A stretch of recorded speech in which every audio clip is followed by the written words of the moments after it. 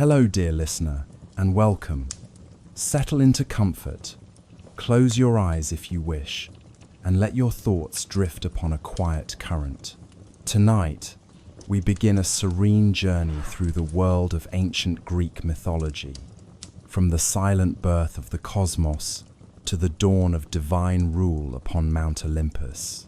In this calm and poetic telling, we'll start with chaos, the great nothingness before creation. From that stillness, Gaia, the earth, and the first beings arise. You'll hear of the Titans, ancient rulers of the world, and how the Olympian gods, Zeus, Hera, Poseidon, and others came to power. We'll then wander through the gentle halls of Olympus, meeting each of the 12 gods in turn, learning their peaceful stories, their loves, and their small divine quirks. This is not a tale of thunder and fear, but a soothing retelling, a soft unfolding of myths meant to calm and comfort. As you listen, allow the rhythm of the words to lull you into ease.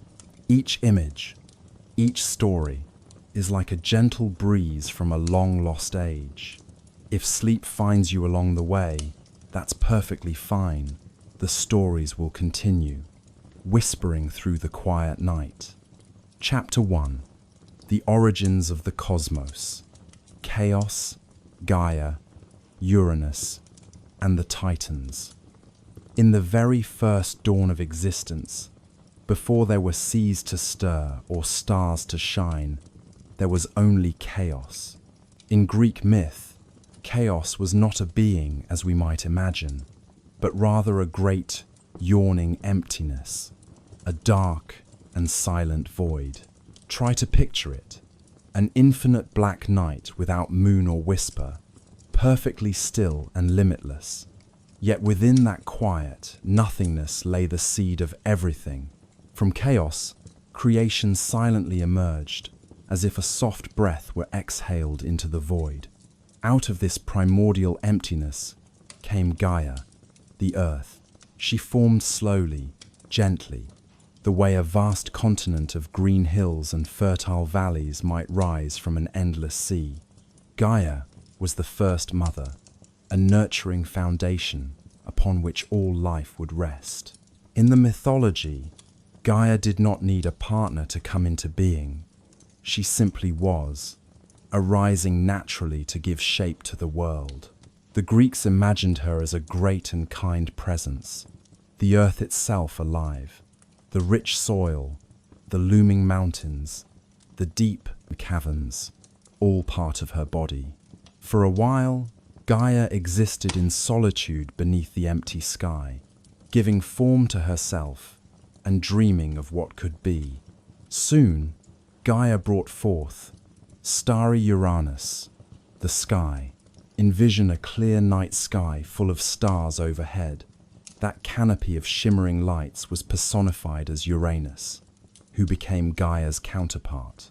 In the mythology, Uranus was both son and later husband to Gaia. The sky arched over the earth, covering her on all sides. With Uranus's arrival, Gaia was no longer alone. The vast emptiness above was now a presence, a male deity whose reign would one day bless the soil and whose winds would whistle through the trees. Gaia and Uranus together began to fill the world with further creations. Under the embrace of the sky, Gaia gave birth to the Urea, the mountains, and Pontus, the sea, thus forming the features of the natural world. Each new element came quietly into being, towering peaks rising like the slow stretch of Gaia's limbs, and the D-thousand sea pooling into the hollows of the earth, its surface glimmering as Uranus's starlight fell upon it. For a moment, imagine standing in that newly formed world. The ground is warm and solid beneath you, Gaia's gentle flesh. Above, Uranus's sky is clear and filled with early stars, but there is no harsh sun yet, only a comfortable darkness like pre-dawn. The fresh mountains cast long shadows over nascent oceans. All is calm, pure, and new. There are as yet no animals or people, not even other gods beyond these first few.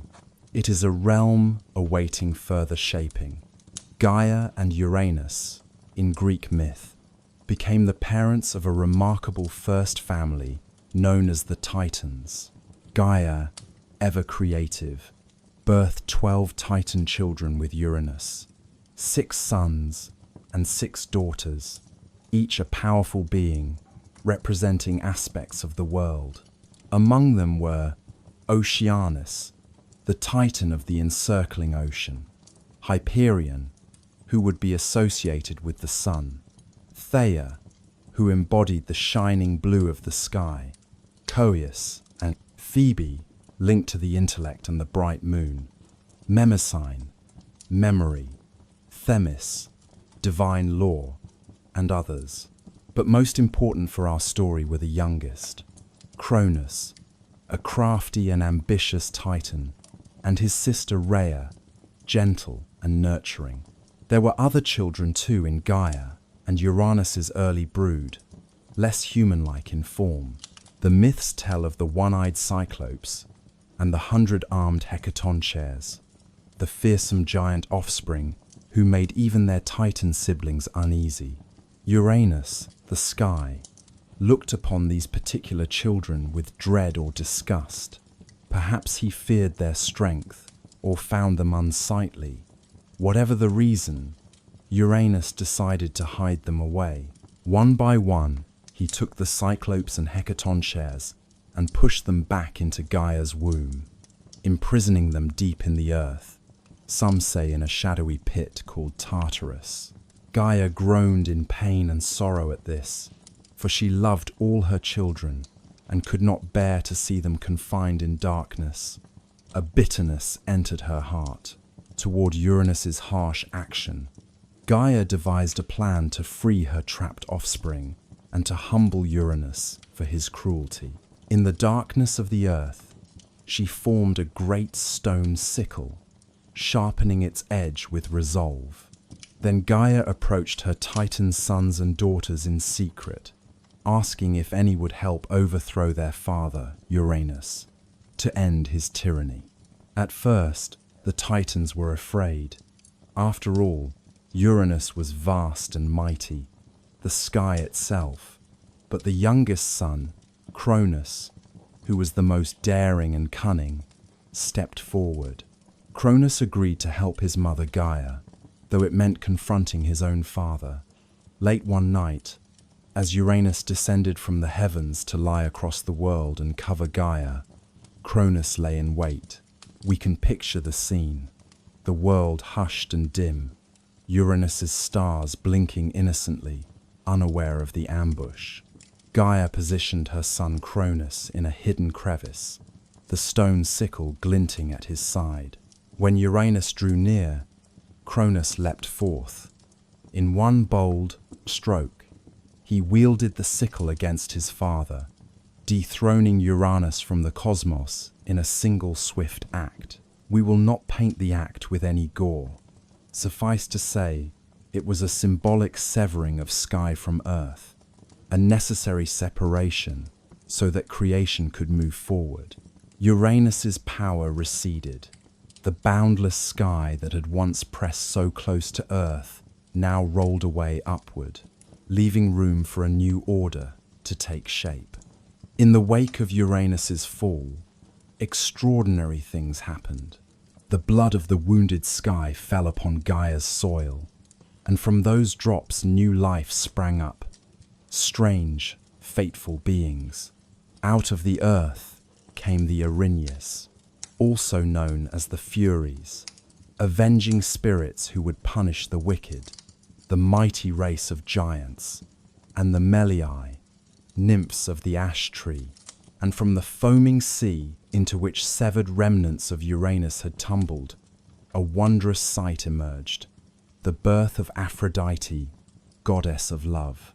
As legend tells, white sea foam gathered around those divine remnants, and a beautiful maiden rose from it, fully formed. We will meet Aphrodite again later among the Olympians, but imagine this gentle moment. On the calm surf of the Cyprian Sea, the foam swirls in pearly light and a graceful goddess steps ashore, wrapping herself in the shimmering air. The first smile in the world.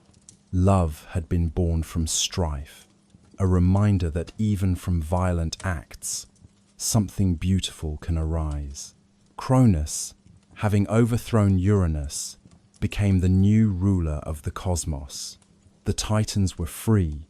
The Cyclopes and hundred-handed giants were released from Gaia's womb, though Cronus, wary of their might, would later confine those giants again, in Tartarus, as some stories recount.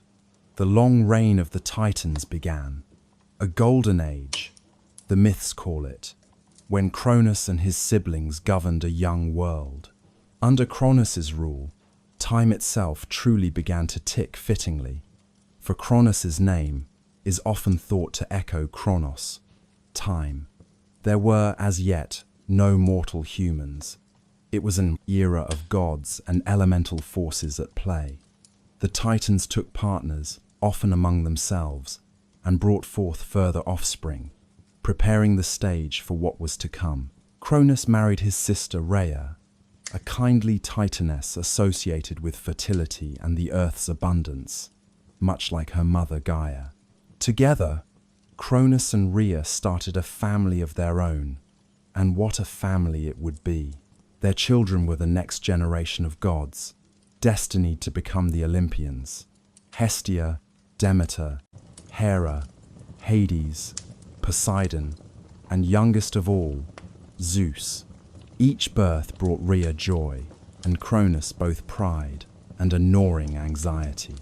You see, Cronus had not forgotten the final words of his father, Uranus. As Uranus fell, he had laid a curse or prophecy on Cronus, declaring that Cronus too would be overthrown one day by his own son, just as he had overthrown Uranus. This grim prediction settled in Cronus's heart and grew into a seed of fear. Having gained power through rebellion, Cronus now dreaded a 30 fouls, similar fate.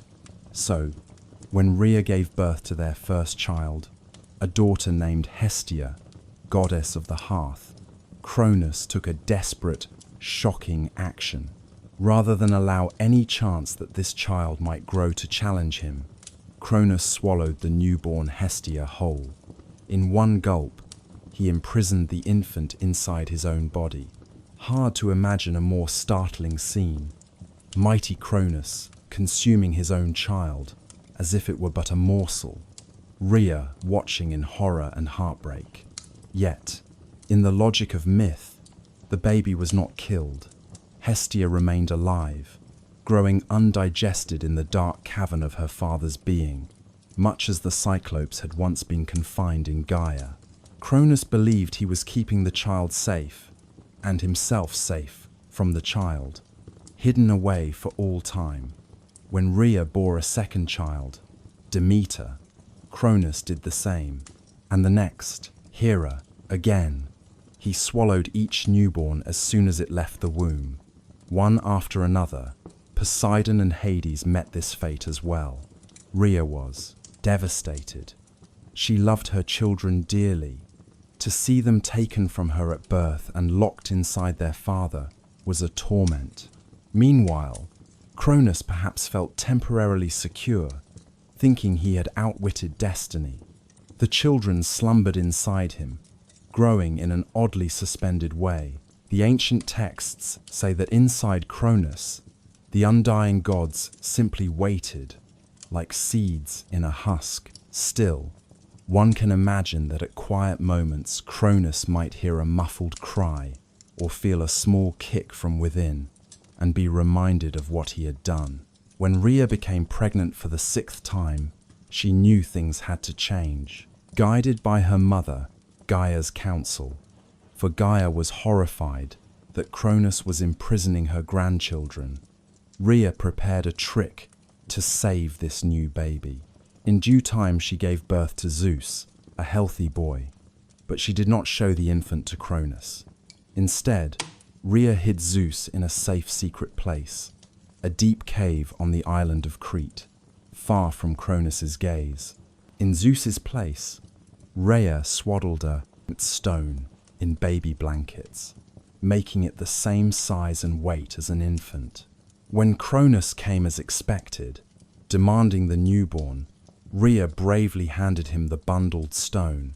In his blind eagerness to eliminate any threat, Cronus swallowed the bundle without inspecting it, believing he had gulped down his newest child.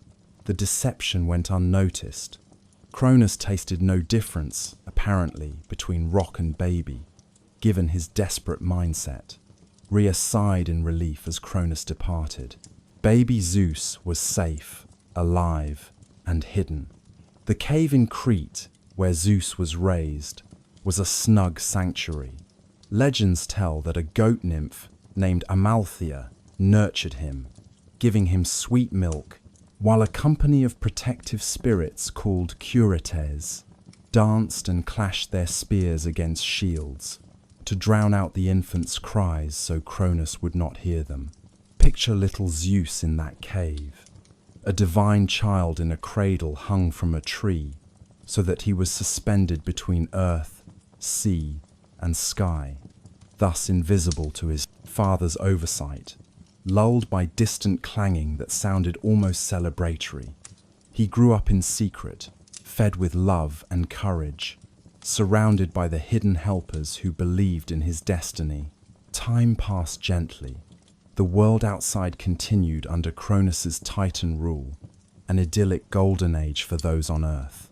Humans had not been born yet, but later, generations imagined it as a time of peace and plenty, with Cronus often depicted as a benevolent, if troubled, king of the cosmos. Yet, the shadow of his swallowed children loomed in the background of fate. When Zeus reached adulthood, guided by Gaia and Metis, Titan's daughter known for her wisdom, he set in motion the rescue of his siblings and the downfall of Cronus. Zeus cleverly became his father's cupbearer and slipped an emetic potion, a magical mixture of mustard and wine, into Cronus's drink. Unaware of the trick, Cronus drank deep. The concoction took effect, causing Cronus to heave and retch violently. To his shock, he vomited up the 5 children he had swallowed so long ago: Hestia, Demeter, Hera, Hades, and Poseidon, all miraculously intact and now fully grown. In some versions, Zeus himself struck Cronus or cut open his belly to free them, but the end result is the same. The siblings were liberated. One can imagine Cronus's astonishment as one after another, his lost offspring emerged, standing before him as young gods and goddesses, eyes blazing with life and perhaps righteous anger. The prophecy he had tried to avoid was coming true. His children were now poised to challenge his reign. A great war ignited. The war between the old gods, the Titans under Cronus, and the new gods, Zeus and his freed siblings, known as the Titanomachy. But tonight, we will recount it not as a tale of horror or clashing violence, but rather like a distant storm observed from a safe, quiet vantage. For 10 years, the conflict raged across the universe.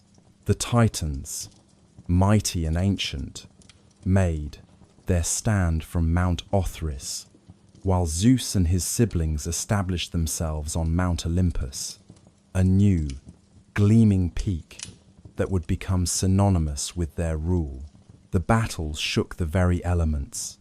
Imagine the sky flashing with lightning, Zeus's newfound weapon, the sea churning with Poseidon's rage, the earth quaking as these vast forces met. Mountains were hurled, the air scorched with thunderbolts, and the sound must have been like continuous thunder. But we do not look too closely at the chaos. We observe it as one might watch a distant lightning storm from a cozy hillside, appreciating the flicker of light and low rumble without feeling fear. Zeus had some crucial allies that helped turn the tide. Early in the war, he freed the Cyclopes and Hecatoncheires, the 100-handed giants, whom Cronus had indeed re-imprisoned in Tartarus after overthrowing Uranus. In gratitude, the Cyclopes, master smiths, gifted Zeus the thunderbolt, Poseidon, a great trident, and Hades, a helm of darkness as weapons. Armed with these, the young Olympians gained an advantage. The Hecatoncheires used their 100-strong arms to hurl massive rocks, a barrage that left the Titans off balance. On the 10th year of this cosmic war, the final battle roared. The air was filled with fire and ash. Ocean waves rose mountain high. Then, at last, silence. The Titans were defeated. Zeus and his siblings stood victorious, fulfilling the prophecy that a son of Cronus would supplant him. Cronus's army was broken, and the reign of the Titans was over. In the aftermath, Zeus dealt justly, if firmly, with the defeated Titans. Most were confined to Tartarus, the deep underworld pit. As a prison, the Hecatoncheires were set as their guardians to ensure they remained bound. The Titan general Atlas, who had led Cronus's forces, received a special punishment. Zeus ordered him to hold up the sky for eternity, thereby taking over the task that Uranus once performed of, separating sky and earth. And so, if you ever picture Atlas in art, carrying a great globe on his shoulders, that comes from this myth. As for Cronus, some say he too was locked away in Tartarus. Other tales, especially later ones, gentler to the old Titan, say Zeus allowed him to retire and rule over the paradise of the Isles of the Blessed. In any case, Cronus's time had passed, and the age of the Olympian gods had begun. Zeus, now the unchallenged leader, did not take revenge on his father in the cruel way Cronus had feared. Instead, Zeus divided the rulership of the world among his brothers, and himself in a fair accord. Zeus himself, by lot, became lord of the sky, ruling the heavens, the weather, and upholding law and justice. Poseidon was given dominion over the sea, with all its depths and creatures. Hades, though not destined to live on cloud-capped Olympus, received the underworld as his realm, governing the quiet realm of the dead far below. The earth itself, Gaia, was commons to all gods, and Olympus would be the central abode for the new pantheon. In this way, the three brothers, Zeus, Poseidon, Hades, established a balanced cosmos, sky, sea, and underworld, with earth in between. It was understood that this distribution was final and mutually respected, which helped ensure lasting peace among them. The long and tumultuous prelude was over. Now a new day dawned over the Greek mythic world, an age where the Olympian gods would preside, interacting with the earth and its mortal inhabitants, soon to appear in myriad tales of adventure, love, and learning. High atop Mount Olympus, the divine family gathered, ready to oversee the world with their distinct personalities and powers. Let us ascend that sacred mountain in our imagination, stepping from the mists of early creation into the golden light of the Olympian era. Before we climb, pause for a moment. The sky is clear now, swept clean by the final battle's winds. The earth is quiet, recovering from the tremors. Already green shoots may be poking out of soil, once churned by conflict. Nature ever resilient. From here on, Our stories will take place in a more familiar world, where gods and eventually humans coexist. The stage is set. 12 great thrones on Olympus await their occupants. Can you see, in your mind's eye, the soft clouds clinging to Olympus's peak, and just beyond, the shimmer of an elaborate palace where the gods will live? The air is thin and pure, sunlight gentle at this height. A sense of order, renewed and hopeful, pervades the atmosphere. We go forward now, in peace, to meet the dwellers of Olympus one by one, in all their strangeness and splendor. Chapter 2. The Rise of the Olympians, Cronus' Fall and the Reign of Zeus.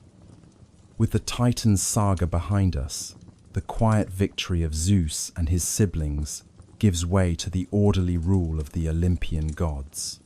Picture the young gods and goddesses stepping into their roles like actors taking the stage at the start of a play's second act. They are siblings, 6 in total at first, each coming into their own. Zeus, Poseidon, Hades, Hera, Demeter, and Hestia. The world lies before them, fresh and glistening after the storms of war. Mount Olympus becomes their home, a lofty, cloud-wreathed mountain that the Greeks imagined as a paradise of palaces, courtyards, and halls made of shimmering gold and marble. But it's not an austere place in this imagining. It's more like a bright, sunlit courtyard in eternal spring, where soft breezes carry the scent of nectar and ambrosia, the gods' divine food and drink. There is laughter occasionally echoing through the halls, and sometimes passionate arguments too, but a deep familial bond underlies everything. For these, gods are bound by blood and fate. Zeus, having led his side to victory, is crowned the king of the gods by the consent of his siblings. He is the youngest by birth, yet the wisest in strategy and might. Such is often the way in myths, where the last-born surpasses the elders. Zeus takes his seat at the head of the council. You might imagine him in early days, not as the grey-bearded patriarch, often seen in later art, but as a robust and regal figure in his prime, with dark curly hair and steady eyes. In one hand he holds the thunderbolt, but at this peaceful moment it's resting by his throne, the faint smell of ozone around it. Over his shoulders perhaps an eagle perches or flies in lazy circles overhead, Zeus's sacred bird. The lightning and eagle are Zeus's symbols, signifying his command of the sky and his status as chief deity. He is known henceforth as Father Zeus, not literally father of all at this point, but in the sense of being the chief protector and ruler of gods and mortals. His character, while authoritative, is not purely stern. The myths portray Zeus as just but at times indulgent, prone to moments of temper, marked by sudden storms, but also moments of great mercy. For now, we see him smiling as he welcomes each sibling into the new order. By Zeus's side stands Hera, his elder sister, whom he takes as his wife and queen. Hera is radiant and dignified, associated with womanhood and marriage. Imagine her with a crown of gold adorning long hair, a peacock gently trailing behind the bird later given to her as a symbol of pride and beauty. Hera's eyes watch everything. She is ever vigilant for the sanctity of marriage and family. The truth is, Hera's story will be marked by episodes of jealousy and hurt. For being Zeus's wife is not easy due to his wandering affections. But in this moment, we focus on her positive aspect. Hera as the protector of marriage and women in childbirth. She has a noble, matronly air, and many Greek women in ages to come will pray to Hera for blessings in their weddings and maternal life. A gentle image of Hera might be her holding a pomegranate, an ancient symbol of fertility and the cycle of life, often associated with her. She keeps that fruit close, signifying the potential for new life and the prosperity of families. Next, great Poseidon takes his place. Poseidon, Zeus's brother, is a robust figure with sea-green eyes and a trident in hand. He was allotted the realm of the sea, and how fitting it is. One can almost smell brine and hear the distant crash of waves whenever Poseidon stirs. In many myths he is moody, reflecting the capricious nature of the ocean. Calm and glassy one moment, tempestuous the next. But in our gentle tour, let's meet Poseidon in one of his calmer moods. The god of seas sits on a throne of coral, perhaps, with dolphins playing at his feet. Sailors across the Greek world will come to offer Poseidon prayers and sacrifices for safe voyages, knowing how his temper can churn up storms or still the winds. For now, the seas are tranquil under his rule. We can imagine a vast blue expanse stretching under the sun, Poseidon's fingers idly tracing waves across its surface. In later adventures, Poseidon will raise islands or smash ships, depending on his whim or justice. But that drama lies beyond our sleepy scope. We will simply note that Poseidon built a palace under the sea, near Aegae, and that he often roamed the watery depths in a chariot drawn by hippocamps, horses with fish tails. Yet, often he'd come up to Olympus to counsel with Zeus or revel in the feasts of the gods. He is equally at home in the crashing surf and the celestial halls above. Hades, the third brother, is somewhat apart. By choice and destiny, he does not reside on Olympus regularly. Having drawn the underworld as his domain, Hades takes on the solemn duty of guiding and housing the souls of the departed. We might think that gloomy, but the Greeks did not view Hades as evil. He was stern, fair, and inevitability personified. Envision Hades as a quiet, shadow-cloaked figure with a halo of darkness or an invisibility helm that he can wear to move unseen. In his hands, perhaps a scepter or key, symbolizing his role as keeper of the gates of the underworld. Hades is not often called to Olympus's bright gatherings. He keeps to his own realm, which is described not as a fiery hell, but as a dim, neutral land of asphodel meadows and silent rivers. However, in these early days, after the Titanomachy, Hades does come up to formally acknowledge Zeus's kingship and the new order. He nods gravely, then likely returns to gently organize his realm. We might picture him greeting the spirit of Cronus at some point, if indeed Cronus died or was sent to the underworld. How poignant that meeting might be, but also healing, as a son shows mercy to a father subdued. Hades, for all his somber reputation, is not cruel. Later, when mortals die, they will pour libations of water or wine into the ground in Hades' honor, and Hades ensures each soul finds its proper place. For our purposes, let us consider Hades as the god of rest and reflection, ruling a quiet, twilight world where nothing is unexpected. In a sense, a realm of ultimate sleep. It's almost comforting that he is there, maintaining the boundary between life and death, so that the living world can thrive without ghostly interference. Next among the siblings is Demeter, goddess of the harvest and fertility of the earth. If you imagine an Olympian feast, Demeter's presence is like the aroma of freshly baked bread and summer wheat fields carried up to heaven. She sits perhaps with a sheaf of golden grain in her arms, or a crown of wildflowers around her hair. Demeter's smile is maternal and reassuring. She promises that seeds will sprout and orchards will bear fruit in their season. It is said that Demeter taught humans how to plow the fields and reap the bounty of agriculture, a gift beyond measure. The world under her care becomes verdant and nurturing. We will later tell one of the most tender and bittersweet tales involving Demeter, the story of her daughter Persephone.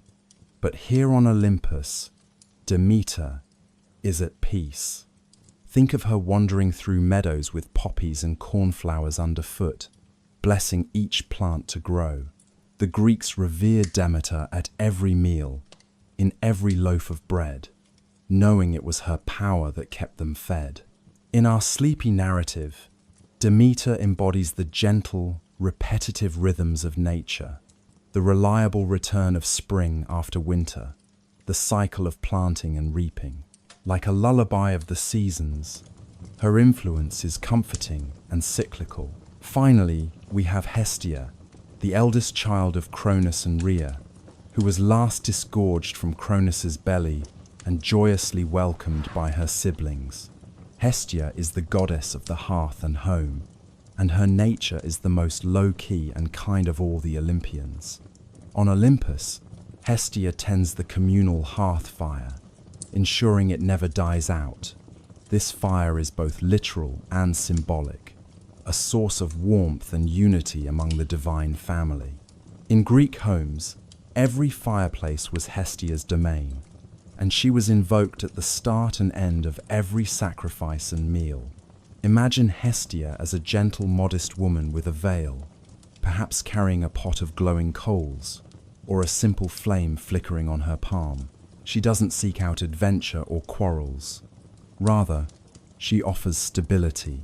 On Olympus, when tempers flared among the younger, more boisterous gods, Hestia's presence was calming, like the steady crackle of a hearth fire that makes a house feel like a home. She is often depicted sitting quietly, smiling softly, a fixture of reliability. In time, Hestia would give up her seat among the 12 Olympians to another, the lively Dionysus, to keep peace. But we'll come to that later. For now, she is here, and she is the heart of Olympus, just as the kitchen hearth is, the heart of a cozy home. If you listen, you might almost hear the comforting snap of burning wood and feel a gentle warmth. That's Hestia's aura, wrapping you like a soft blanket on a chilly night. Thus, the original core of Olympians is established. It is a small family by storytelling standards, but each member holds an entire world of meaning in their being. The Greeks would add to their number and embellish their stories over centuries, but the essentials are here. Sky Father Zeus, Queenly Hera, Sea Lord Poseidon, Underworld Hades, nurturing Demeter, and hearthkeeper Hestia. Yet, we often hear of the 12 Olympians. Who then are the remaining 6 to complete the dozen? They come from the next generation, mostly children of Zeus and other titans, who soon take their places on Olympus, each with their unique character. Let us meet them, gently, as they arrive. First among them, in a rather spectacular way, comes Athena, the goddess of wisdom, courage, and of crafts. Her birth is one of the stranger tales, yet in our calm retelling it has a certain wonder to it. Athena was the daughter of Zeus, but she had no mortal or ordinary birth mother. Instead, Zeus had swallowed his first wife, the Titaness, Metis, wisdom, while she was pregnant with Athena, doing so on advice that their child might be mightier than him. Metis's child formed inside Zeus, just as Zeus and siblings once grew inside Cronus.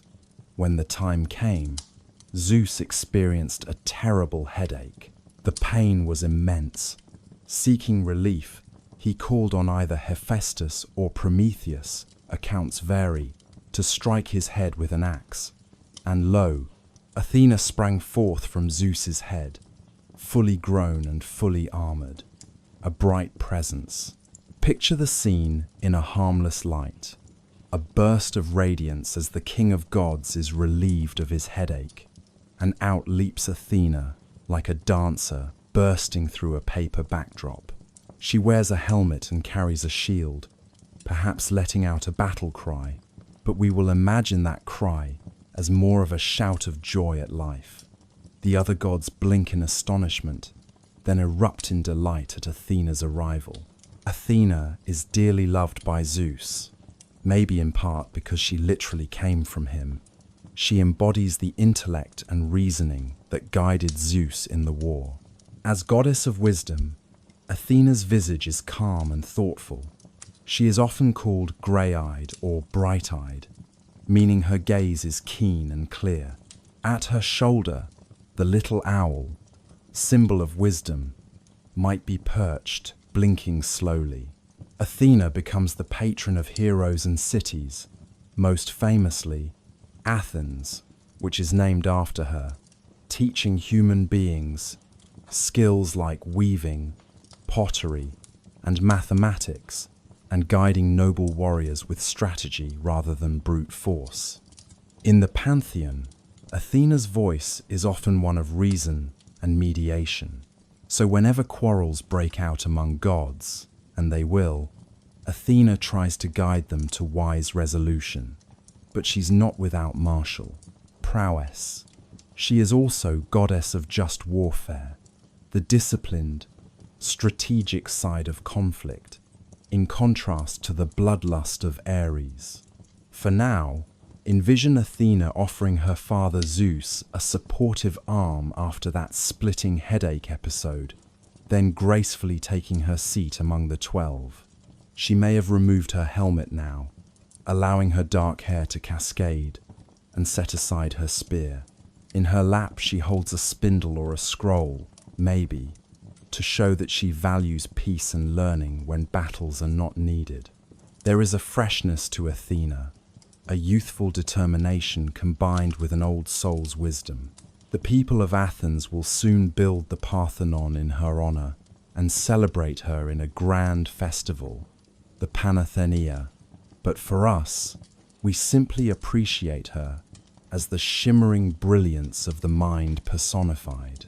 Not long after Athena's emergence, Apollo and Artemis join the Olympian circle, twin brother and sister, children of Zeus and the Titaness Leto. Their birth tale involves hardship. Leto wandered in labor until finding the floating isle of Delos to give birth, as Hera's jealousy had decreed no land should shelter her. But the result was beautiful and serene. First Artemis was born, then she helped deliver her twin brother Apollo. These twins add a delightful symmetry to Olympus. Apollo is often envisioned as a handsome, youthful god of light. His domains are many: music, poetry, prophecy, healing, and the sun's warmth are all in Apollo's care. Imagine Apollo arriving with a lyre in hand, a golden lyre whose gentle strums can lull even the grumpiest gods to contentment. As he plays, the sunlight in Olympus seems to glow a bit brighter, and the whole atmosphere takes on a harmonious feeling. Apollo's presence is like a calm, sunny morning in late spring, comfortable, illuminating, and promising. He becomes the patron of the famous Oracle of Delphi, where his prophetic spirit would speak through the Pythia, guiding mortals with cryptic but wise counsel. In our calm storyscape, Apollo might lean against a column, plucking a lullaby on his lyre, while reciting a soothing poem about the order of the stars. He also carries a bow, for Apollo is an archer and can send plagues or protection from afar. But tonight his bow is unstrung, resting peacefully at his feet. We know Apollo as the god who wards off evil and grants healing. Indeed, ancient Greeks would pray to him in times of illness and see him as the lord of medicine. Perhaps Apollo hums under his breath the melodies that the 9 muses inspire. For those muses, daughters of Zeus, are also part of his retinue, and with them, Apollo leads the choir of inspiration. Truly, Apollo is the epitome of civilized grace among the Olympians. Artemis, Apollo's twin, is quite different yet equally captivating. She is the goddess of the hunt, of wild nature, and of the moon. Visualize Artemis as a lithe figure in a short tunic, with a silver bow slung over her shoulder. Around her feet, a few friendly deer, or perhaps a hound gather, her sacred animals. Artemis exudes independence and tranquility. She chose to remain a virgin goddess, valuing her freedom and the untouched forests she roams. When she joins the Olympian circle, she likely prefers a quieter seat at its edge, where a moonbeam falls through a gap in the cloud ceiling of Olympus, illuminating her like a spotlight. Artemis doesn't say much. She listens and observes with sharp eyes that reflect the green of the forest. She will often be found in the glades of Arcadia or on the wooded slopes, leading her band of nymph companions in moonlit dances and hunts. But she's here now to take her place as an Olympian, receiving warm welcomes. The gods respect her privacy and strength. Artemis offers a counterbalance to Apollo's sunny glow with her cool, gentle moonlight. When day transitions to night in the mortal world, people will know Artemis is guiding the moon across the sky, and they will pray to her for a safe night, for protection of women in childbirth, a somewhat paradoxical domain she shares, as she helped deliver Apollo, and thus earned a role as a patron of childbirth. Indeed, despite her virginity, Artemis is believed to spare women the pains of delivery if properly honored. Her temples, like the great one at Ephesus, one of the wonders of the ancient world, will be centers of peaceful worship. But for our journey, Artemis stands quietly, a soft half-smile perhaps on her lips, as she contemplates the next time she'll slip away to the wild woods below. Now arrives Hermes, in a flurry of motion. One moment, the threshold of Olympus is empty. The next, a youthful figure appears as if by magic. Hermes is the messenger god, the patron of travelers, merchants, and yes, mischief makers and thieves in a harmless, witty sense. He is a son of Zeus by Maya, a daughter of Titan Atlas, and he has an irrepressible twinkle in his eye. Visualize Hermes wearing winged sandals on his feet and a winged cap on his head. With these, he flies through the air with the speed of thought. Perhaps he carries a caduceus, a staff entwined with two serpents, which marks him as a herald. As Hermes enters, he likely does so with a playful bow or a sudden prank that makes the other gods chuckle. He might snatch Apollo's lyre strings only to return them a second later with a laugh. Indeed, in myth, infant Hermes stole Apollo's cattle on his first day of life, showing how impishly precocious he was. But Apollo and Hermes became good friends, exchanging gifts. Apollo gave Hermes a golden staff. Hermes gave Apollo the lyre he invented. Hermes on Olympus is the busy one. He darts in and out, carrying messages from Zeus to the world, escorting souls down to Hades, for he is also Psychopomp, a guide of souls, and returning with information or travelers. He rarely sits still. However, in our restful version, maybe Hermes takes a break, lounging on a cloud pillow, regaling the others with amusing stories from the mortal realm. He has a clever tongue and can lighten the mood of any divine council debate with his wit. The others appreciate that in him. To humanity, Hermes will be the helpful god one prays to when embarking on a journey or when you feel trickster luck is needed. But up here, he's the little brother type among the Olympians, crafty but endearing. As he rests momentarily, The fluttering of his winged sandals slows, and he too enjoys the convivial atmosphere. Now comes a goddess who brings a flush of color and a sweet fragrance in her wake. Aphrodite, the goddess of love and beauty. We already glimpsed her miraculous birth from the sea foam earlier. In terms of the Olympian generation, Aphrodite is technically older than Zeus's children, since she emerged from Uranus's severed essence. Yet she's eternally young and is counted among the Olympians as one of them.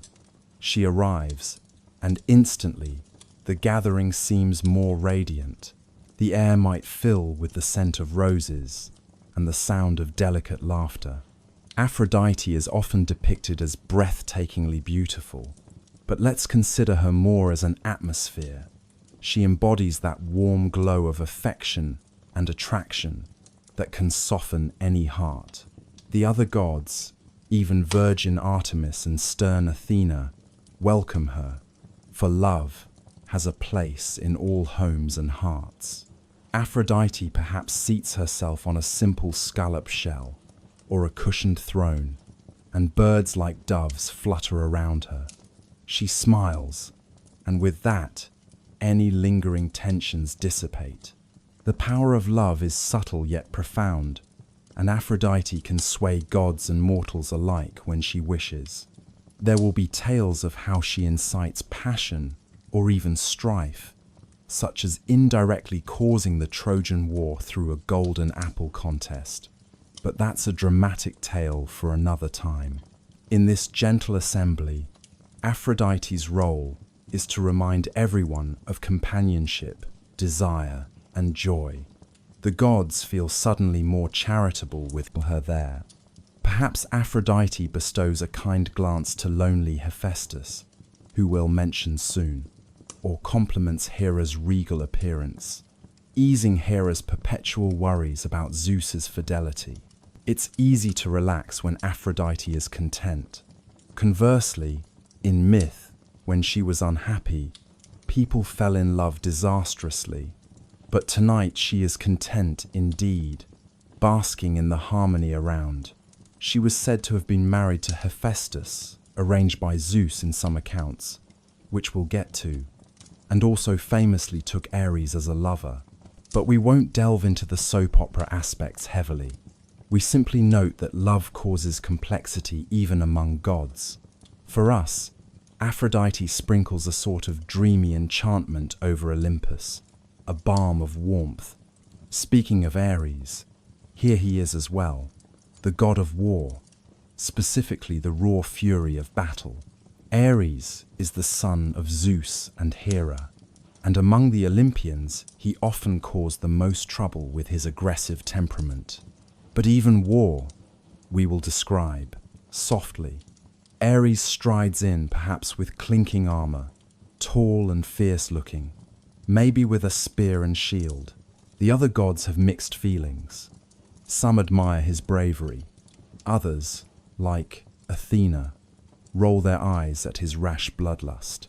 For the Greeks on Earth, Ares represented the chaos and violence of warfare, something necessary at times, but deeply feared and not celebrated as much as in some other cultures. Most Greeks actually held Ares at arm's length, preferring Athena's strategic war wisdom to Ares's wanton destruction. On Olympus, Ares often found himself in quarrels or being chastised, especially by Athena or Zeus. However, in our peaceful gathering, we might find Ares in a rare moment of tranquility. Perhaps Aphrodite, with whom he has a famously passionate affair, rests a calming hand on his arm, keeping him at ease. Or maybe Ares sits next to his sister, Hebe, the goddess of youth and cupbearer, and exchanges a rare smile. Let's imagine for a moment that even the war god can close his eyes and breathe deeply, smelling the hearth, smoke, and ambrosia, feeling content that at least for now, there are no battles to fight. After all, this is a golden time, Mortals have not yet drawn swords against each other, since mankind is not even on stage yet, and the gods themselves are at peace. Ares' helmet is set aside, and he allows a dove, Aphrodite's bird, to perch humorously on his knee, as everyone chuckles lightly. This is a kinder picture of Ares than usual, but in a bedtime story, we can afford to be kind even to the war god, turning him for now into a guardian figure of courage rather than an instigator of strife. We note too that Ares had a softer side in protecting his divine family in some myths, and he had children like Phobos and Deimos, fear and terror, who accompanied him in war, but here they are not present. Maybe he's left them outside Olympus for the night. Finally, we come to Hephaestus, the god of fire and the forge. Hephaestus, depending on the myth, is either the son of Zeus and Hera, or, intriguingly, born of Hera alone, in retaliation for Zeus birthing Athena alone. Either way, Hephaestus is unique among the Olympians, in that he is not graceful or golden of form. He is crippled, having been born lame, or cast out and injured, and not conventionally attractive. Yet, he has an immense heart and unrivaled skill.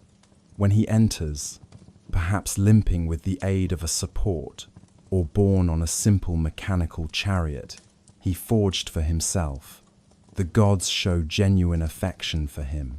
Hephaestus may not cut a dashing figure, but he is beloved for his craftsmanship and gentle nature. He likely takes up residence in his workshop rather than in the main hall. One imagines a corner of Olympus where fires glow in a smithy, and the ringing of hammer on anvil is a comforting, rhythmic sound. Hephaestus is the divine blacksmith, creator of wonders. He forges Zeus's lightning bolts, Apollo's silver bow, Artemis's arrows, Athena's shield, and beautiful jewelry and automatons besides. Remember the bronze palace of the gods. Much of it might be Hephaestus's handiwork, gilded and inlaid with magic. Although in myth, Hephaestus was once tossed from Olympus by Hera, disgusted by his deformity, and fell for a day and night before landing in the sea, where gentle Thetis, Achilles' future mother, rescued him. That sorrowful tale eventually comes full circle.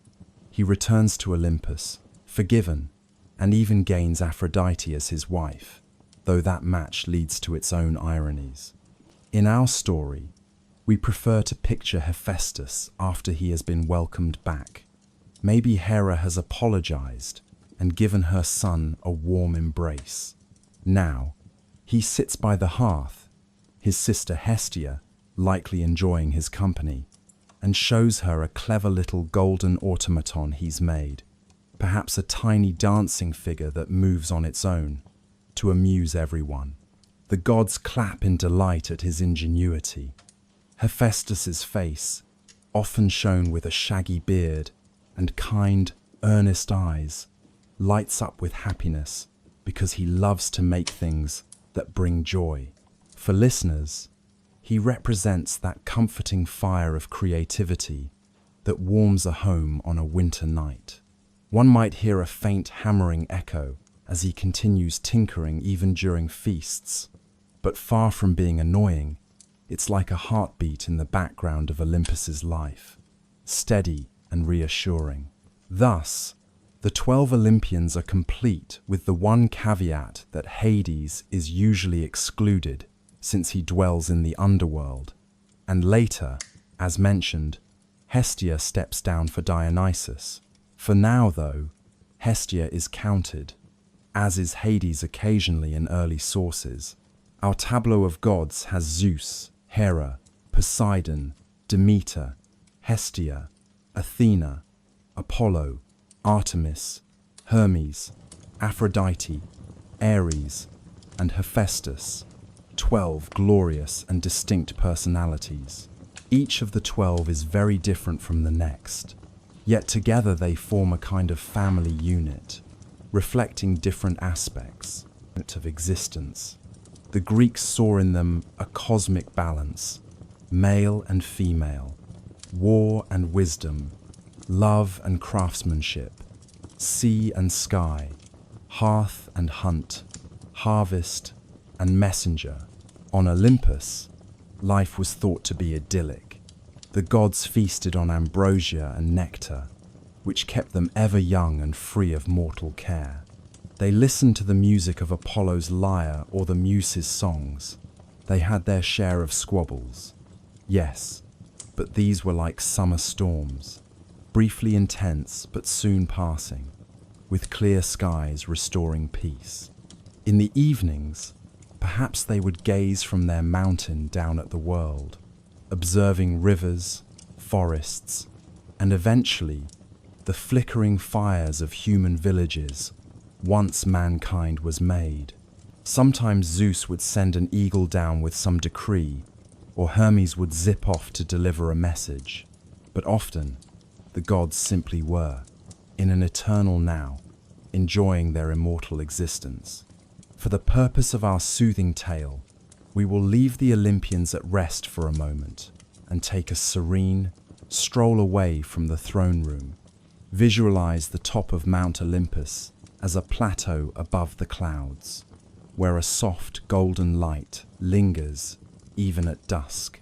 The sun doesn't scorch here. It's always like a mild late afternoon. There are meadows where horses graze. Perhaps Zeus's magical winged horse Pegasus stopped by for a visit.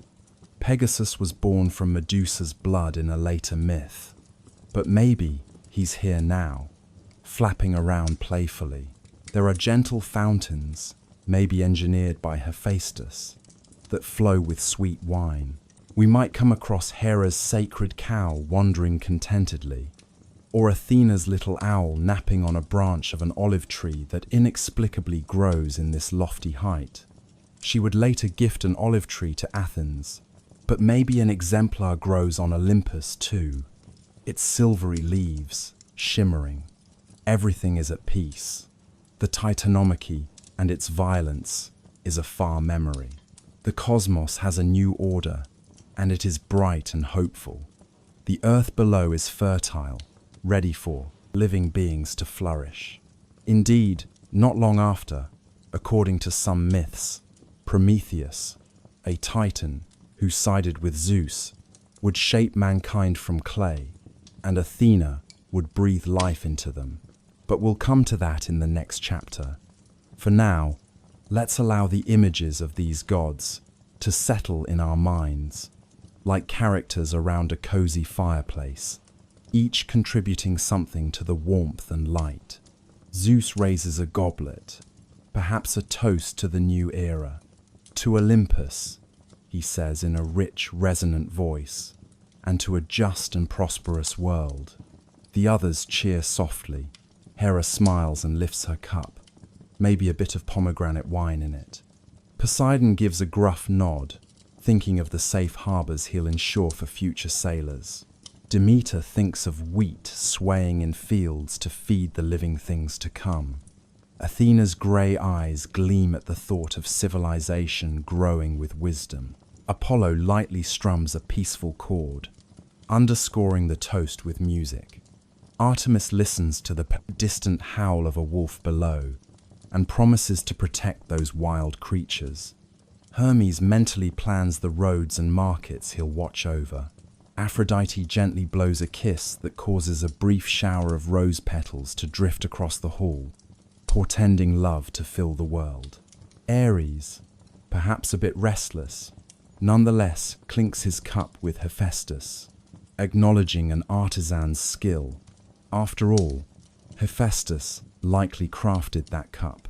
Hephaestus, in turn, shows Ares the fine etchings on the cup's side, engaging him in talk about metalwork, something even the war god finds interesting in a peaceful moment.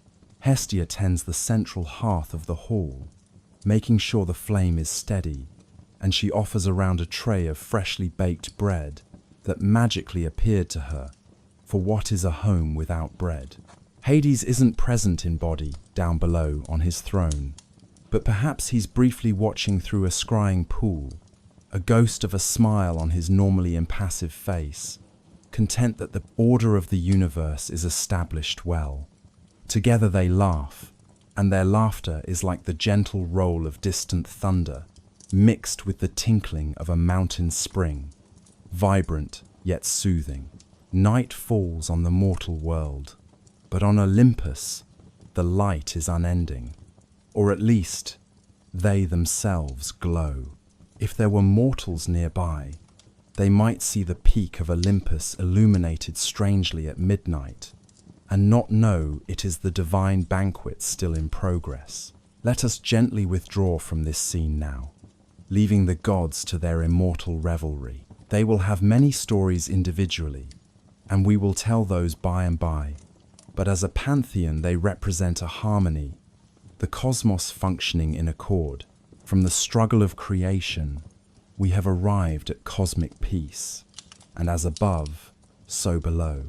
Soon the influence of these gods will touch all aspects of earthly life for the people who come to revere them. But before we get into the lives of heroes and the everyday worship of these deities, we should spend a bit more time exploring the rich cast of other divine and mystical beings that fill out the Greek mythic landscape.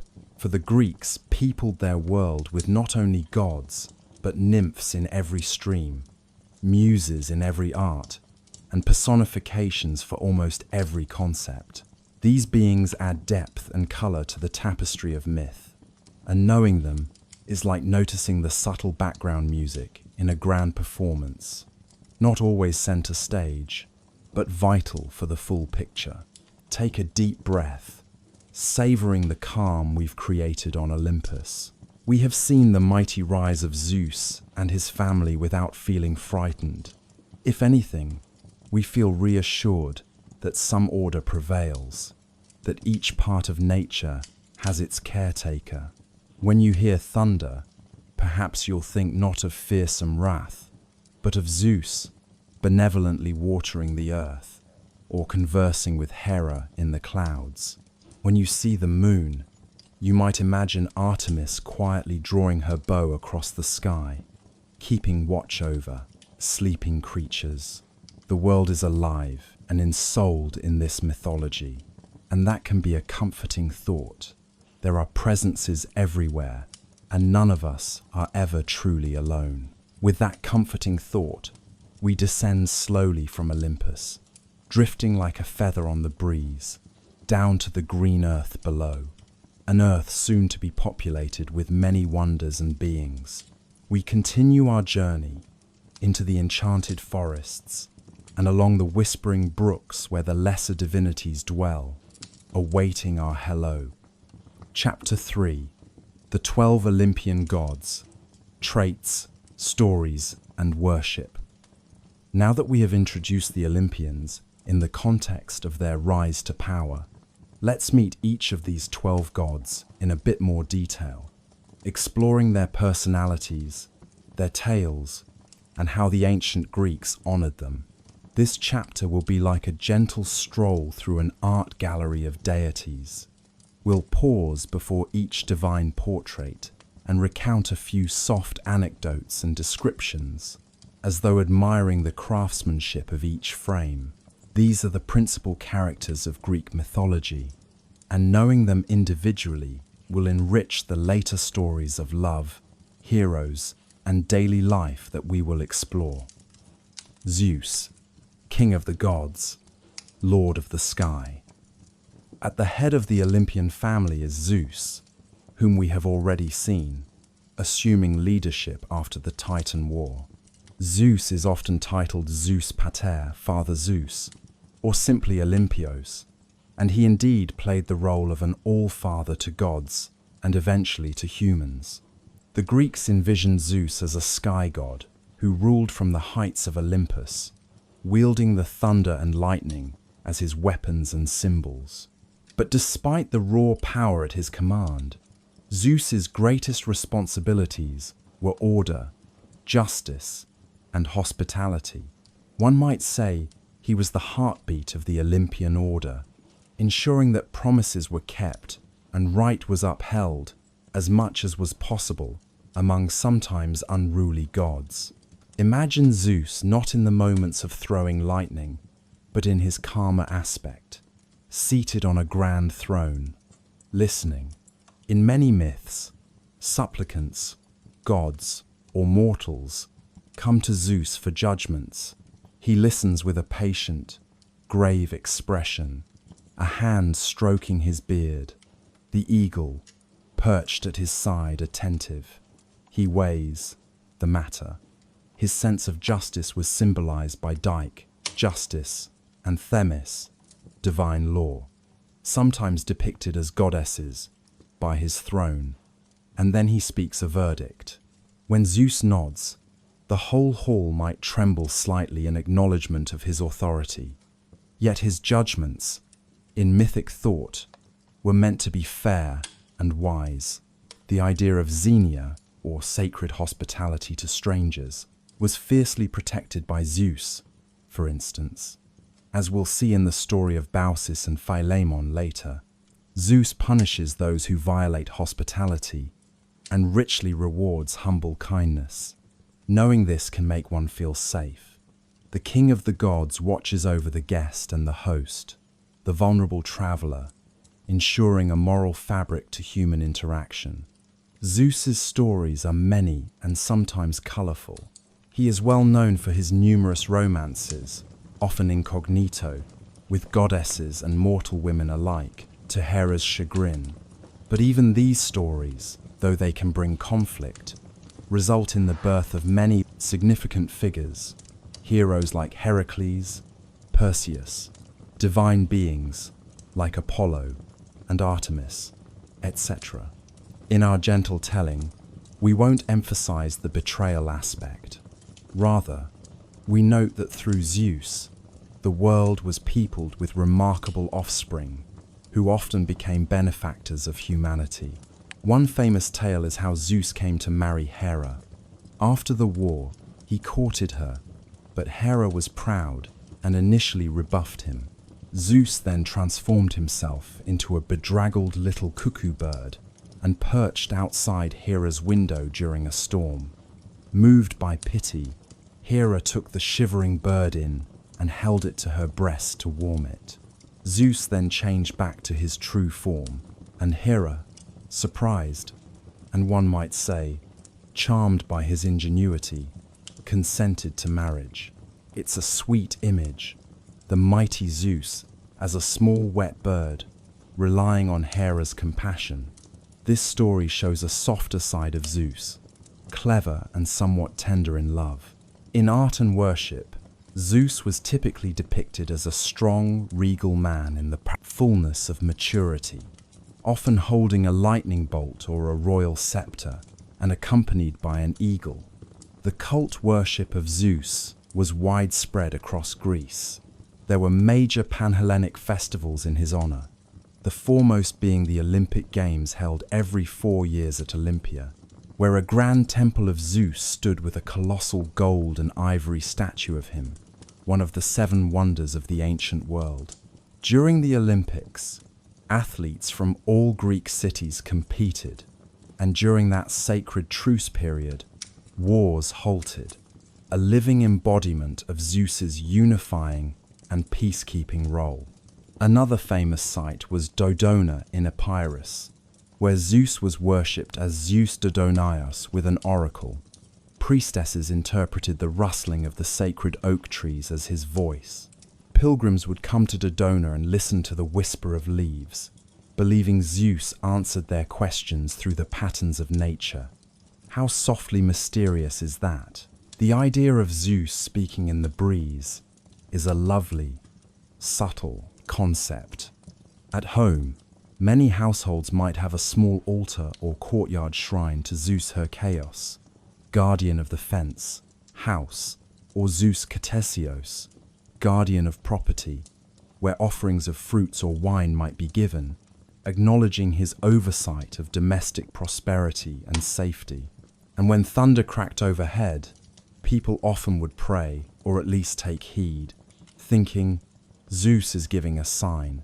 But as we settle to sleep, think of thunder in a distant mountain, not terrifying, but a profound rumble that rolls through the valleys, making the ground vibrate gently. It can be oddly comforting, like a giant clearing his throat. That could be Zeus reminding the world of his presence, in a way ancient Greeks found reassuring as much as awe-inspiring. In summation, Zeus represents a protective force and an upholder of order. If you ever feel small under the vast sky, in Greek myth, you'd not be alone. Zeus's sky is vast too, but he was thought to keep an eye on every living thing beneath it. All men need Zeus, wrote the poet Pindar, suggesting that a just and civil society depends on acknowledging that higher order. Zeus is that higher order made person, and in mythology, he truly cares, despite flaws, for the balance of the world. Hera, queen of the gods, goddess of marriage and women. By Zeus's side reigns Hera, his wife and sister, the queen of the Olympian gods. Hera is the embodiment of marital devotion, the sanctity of marriage, and the protection of women, especially in the vulnerable moments of childbirth. But Hera is also famous in myth for her feistiness. She is often portrayed as jealous and vengeful towards Zeus's lovers or illegitimate offspring, which has sometimes given her a bad reputation in literature. Yet when we look at Hera through a gentler lens, we can see the dignity and care that lies beneath her stern exterior. Hera's appearance in art is majestic and matronly. She might wear a high, cylindrical crown called a polos and carry a royal, lotus-tipped staff. Poets described her large ox-like eyes, cow-eyed Hera, which actually was meant as a compliment, implying beautiful soft eyes with long lashes. The cow was one of her sacred animals, symbolizing nurturance, as was the peacock, whose splendid tail with eyes is said, in myth to have come from Argus, her 100-eyed servant. After Argus was slain, Hera placed his eyes on the peacock's feathers, so the peacock, with its gorgeous display, became a living emblem of Hera's regality and watchfulness. In mythic stories, Hera often appears as the loyal but beleaguered spouse, dealing with Zeus's numerous indiscretions. While those stories highlight her anger, we can also interpret them as emphasizing Hera's role as guardian of monogamy and marital sanctity. When Zeus strayed, Hera's wrath was not petty, it was cosmic, because the fidelity of marriage was deeply significant. She punished many women whom Zeus involved himself with, which sounds harsh to modern ears, since many were unwilling participants. But these myths weren't trying to justify Hera's actions so much as dramatize the inherent conflict between the values Hera stood for and Zeus's contradictory behavior. Let's find a softer anecdote for Hera. One story stands out. During the Trojan War saga, at one point, Hera decided to help the Greeks by distracting Zeus. She borrowed Aphrodite's magical girdle, which made the wearer irresistibly attractive. With it, she charmed Zeus into a loving, tender mood, and they retreated to Mount Ida for a private moment, wrapped in a golden cloud. As Zeus dozed contentedly afterward, Hera's plan succeeded. He was not watching the battle, allowing the Greeks an advantage. Now, stepping aside from the war context, this tale shows Hera not as a scold, but as a canny, loving woman who knows the power of intimacy. It's rather romantic. Hera and Zeus rekindling their affection on a mountaintop, the world pausing while they are enveloped in their golden cloud of love. It's a rare glimpse of Hera in a playful, sensual role, not just angry. Hera also had important cult worship in her own right. She wasn't merely Zeus's wife. She was a powerful goddess with ancient roots, likely originating as a mother goddess. And Mytateman figure. In the city of Argos and nearby Mycenae, Hera was especially revered.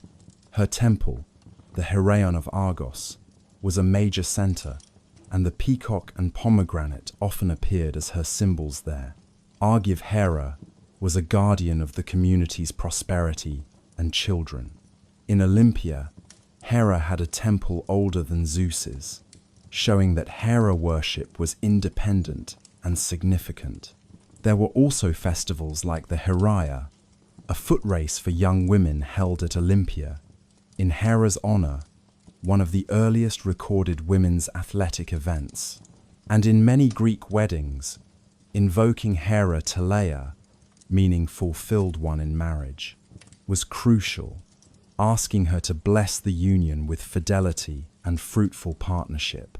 A married couple might sacrifice a sheep or cow to Hera on their anniversary, expressing gratitude for her guidance in their marriage. Hera's character can also be viewed as the protector of women's agency. While myth often reduces her to reacting to Zeus, in other stories she acts on her own. For example, when her son Hephaestus was born weak or deformed, Hera had the strength to send him away. In one version, a difficult choice, which can be seen as harsh, or as her unwillingness to accept imperfection inflicted on her child by Zeus's infidelity. Some myths said Zeus bore Athena without Hera, so in revenge, Hera bore Hephaestus alone, and he was imperfect.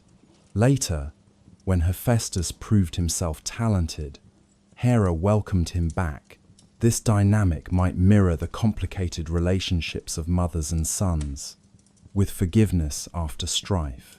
For a restful imagining, consider Hera in her chariot drawn by peacocks, a fanciful image sometimes used in art.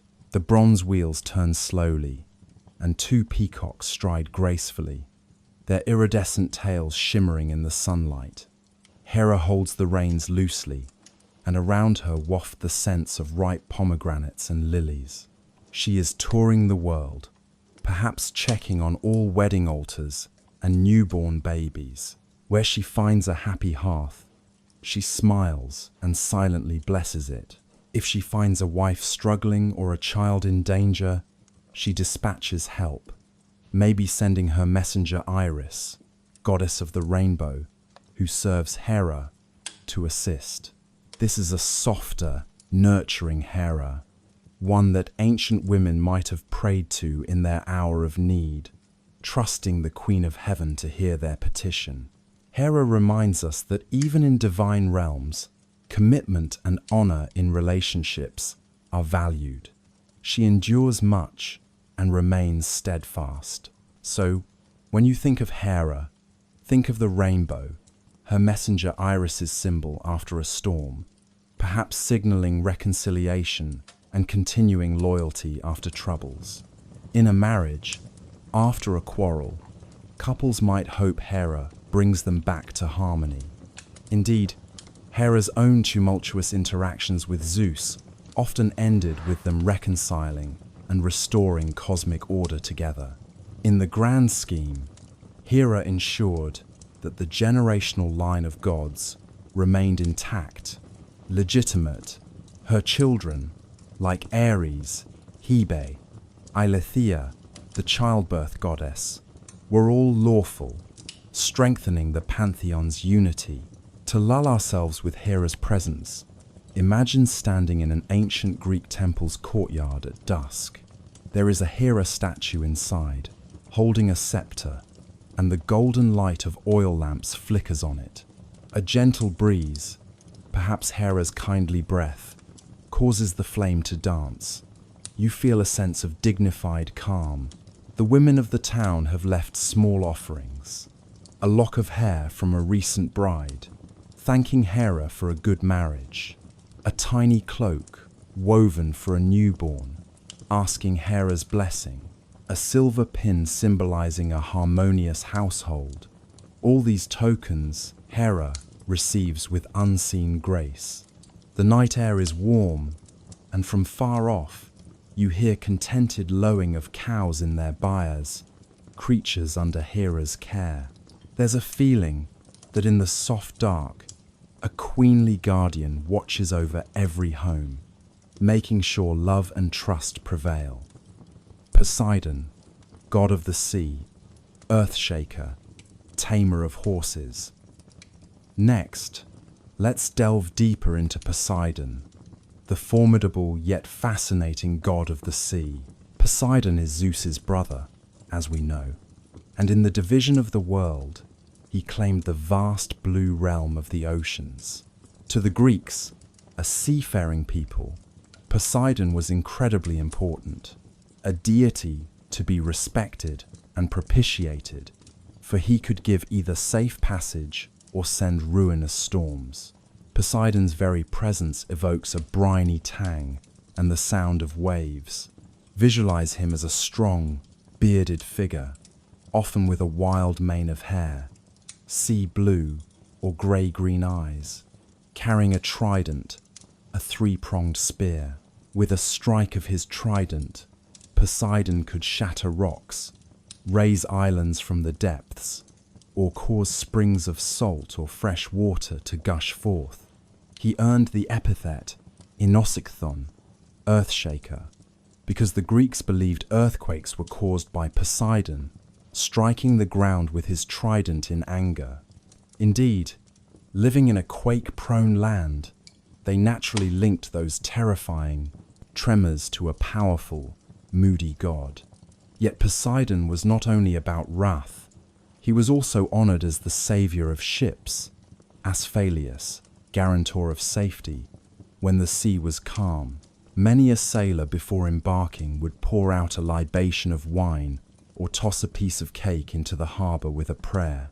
Poseidon, grant us smooth seas. And when they returned safely, thanks were given in kind at Poseidon's altars. Temples to Poseidon often stood on promontories overlooking the sea. For example, at Cape Saunion near Athens, the remains of a beautiful temple still stand, where ancient mariners could see the shining columns from afar and feel comfort that the sea god watched over them. A notable domain of Poseidon's was also horses. This might seem odd at first. What do horses have to do with the sea? Perhaps the connection lies in the waves' similarity to galloping steeds, or in the myth that Poseidon created the first horse. One myth says Poseidon once courted Demeter. To impress her, he made the most splendid animal he could conceive. Thus, the horse was born, springing from the sea or from the earth he struck. Some say he was trying repeatedly, making a variety of animals until the horse emerged as perfection. Poseidon is sometimes called Hippios, of horses. The Greeks saw the art of horsemanship and chariot driving as under Poseidon's blessing. On land, a chariot race might start with a prayer to Poseidon, as well as Zeus. One gentle story involves Poseidon and a certain Greek city, Athens. Originally, both Poseidon and Athena vied to be patron of the city. Poseidon struck the Acropolis rock with his trident and created a saltwater spring, or a well with seawater, as a gift, symbolic of maritime power.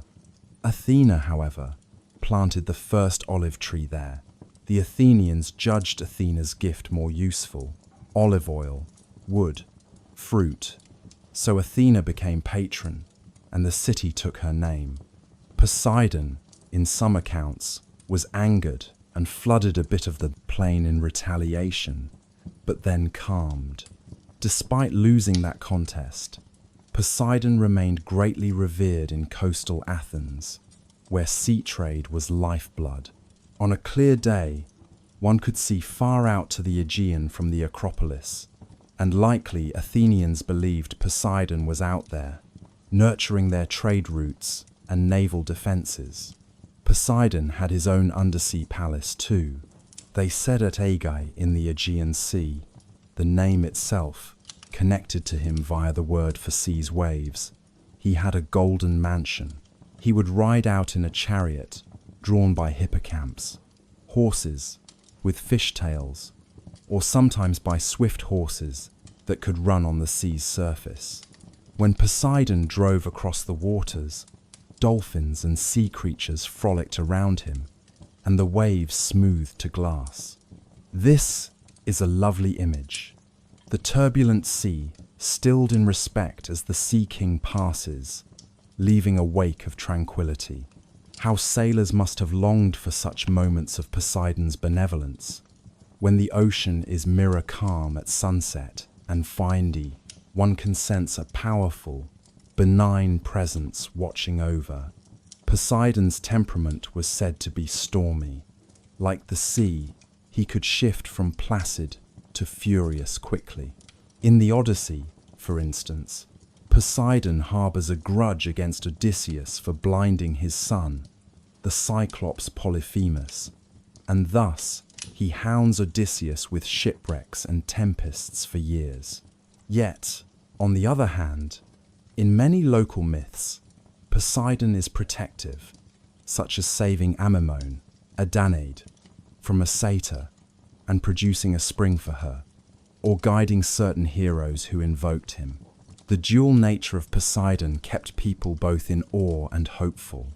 In Corinth, he was especially honored. Corinth had the isthmus, with 2 harbors, so seafarers are plenty, and even held the Isthmian Games every 2 years in Poseidon's honor, featuring athletic contests similar to the Olympics. People in the countryside needing rain might pray to Poseidon as well, since he controlled waters beneath the earth and springs. Now, for a calming Poseidon visualization, you stand on a beach at dusk. The waves are gentle, lapping rhythmically at the shore, a natural lullaby. The sky is painted in pastel hues of pink and lavender. You imagine Poseidon out in the deep, his eyes the color of the sea at twilight. He has set aside his trident, planting it upright in some coral throne, and now he runs his hand through the water as one might idly trail a hand from a boat. At his touch, the surface smoothens. The only ripples now come from a family of dolphins playing nearby, chittering happily. Dolphins were often seen as Poseidon's messengers or friends. A great fish might leap briefly, glistening silver, and Poseidon chuckles kindly. He isn't wrathful tonight. He is contemplative and calm as the ocean on a windless evening. On the sand near you, seashells have arranged themselves in a pattern, perhaps Poseidon's subtle greeting. The salt breeze tousles your hair, but it's a warm breeze, not a gale. You feel a deep, surging power beneath the quiet sea. That's Poseidon's enduring presence, a reminder that, even at rest, the sea is vast and potent. Yet you also feel safe, because in this moment, the god of the sea is content, and all his denizens, from the tiniest plankton to the massive whales, feel that peace and echo it. If you were to set sail now, you have the intuition that your ship would glide effortlessly, helped along by a gentle current. Sailors might say, Poseidon is with us. Perhaps a faint outline of a figure on the horizon, riding a chariot drawn by seahorses, can be imagined, heading west with the setting sun, patrolling the boundaries of his domain. This benign aspect of Poseidon can lull one to sleep. The repetitive hush of waves, a sense of an ancient god humming a sea shanty under his breath. Indeed, sometimes the Greeks equated Poseidon with just the element of water itself. Water, in all forms, the blood-like surge of the tides, the nourishing rain, is life-giving and necessary, though too much can be destructive. In a stable moment, water is the gentlest thing, a soft rain on the roof, or a wave that nudges a sleeping sandcastle without collapsing it. So as we think of Poseidon, we respect the grandeur of the oceans, but also cherish the serenity they can provide. The next time you listen to ocean waves, perhaps via a white noise machine or in memory, you might recall they are sometimes called Poseidon's whisper. And one Greek epithet of Poseidon I love is Galaneus, meaning the calming one, used when they wanted the sea becalmed. In our story, we'll prefer Poseidon Galaneus over Poseidon the Earthshaker, inviting him to brush a hand and still the waters of our minds for a restful night. Demeter, goddess of agriculture, harvest, and the cycle of life. Moving on, we arrive at Demeter, one of the elder Olympian sisters, and certainly one of the kindest. Demeter is the goddess of the harvest, grain, and fertility of the earth. Her influence is apparent in every loaf of bread and every sheaf of wheat.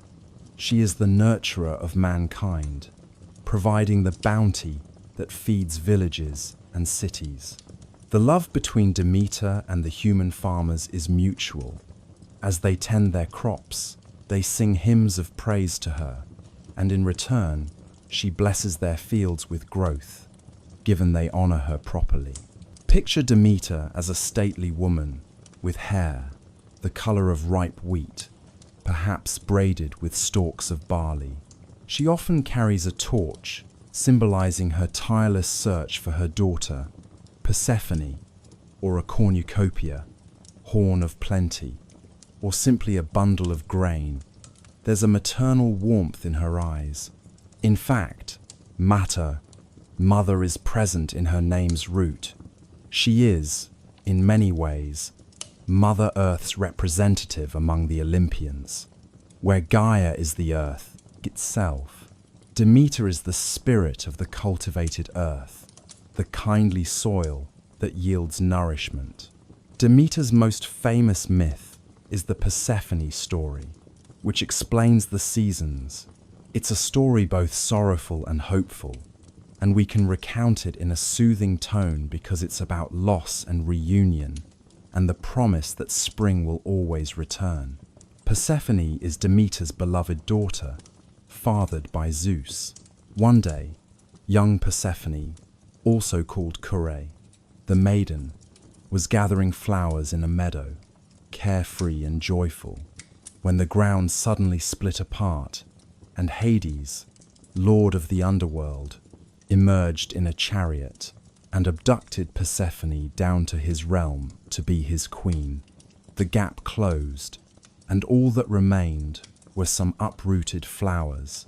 Demeter soon noticed Persephone was missing, and thus began her anguished search.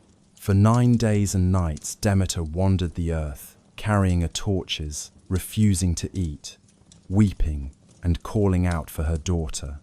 Her grief was immense. In her despair, she neglected the earth's fertility. Plants withered, seeds would not sprout. The land became barren. This is a poignant image. The normally gentle goddess so heartbroken that the world experiences the first winter. On the 10th day, Demeter learned from Helios, the sun god who sees everything, what had happened, that Hades took Persephone with Zeus's permission. This knowledge transformed Demeter's sorrow into wrath.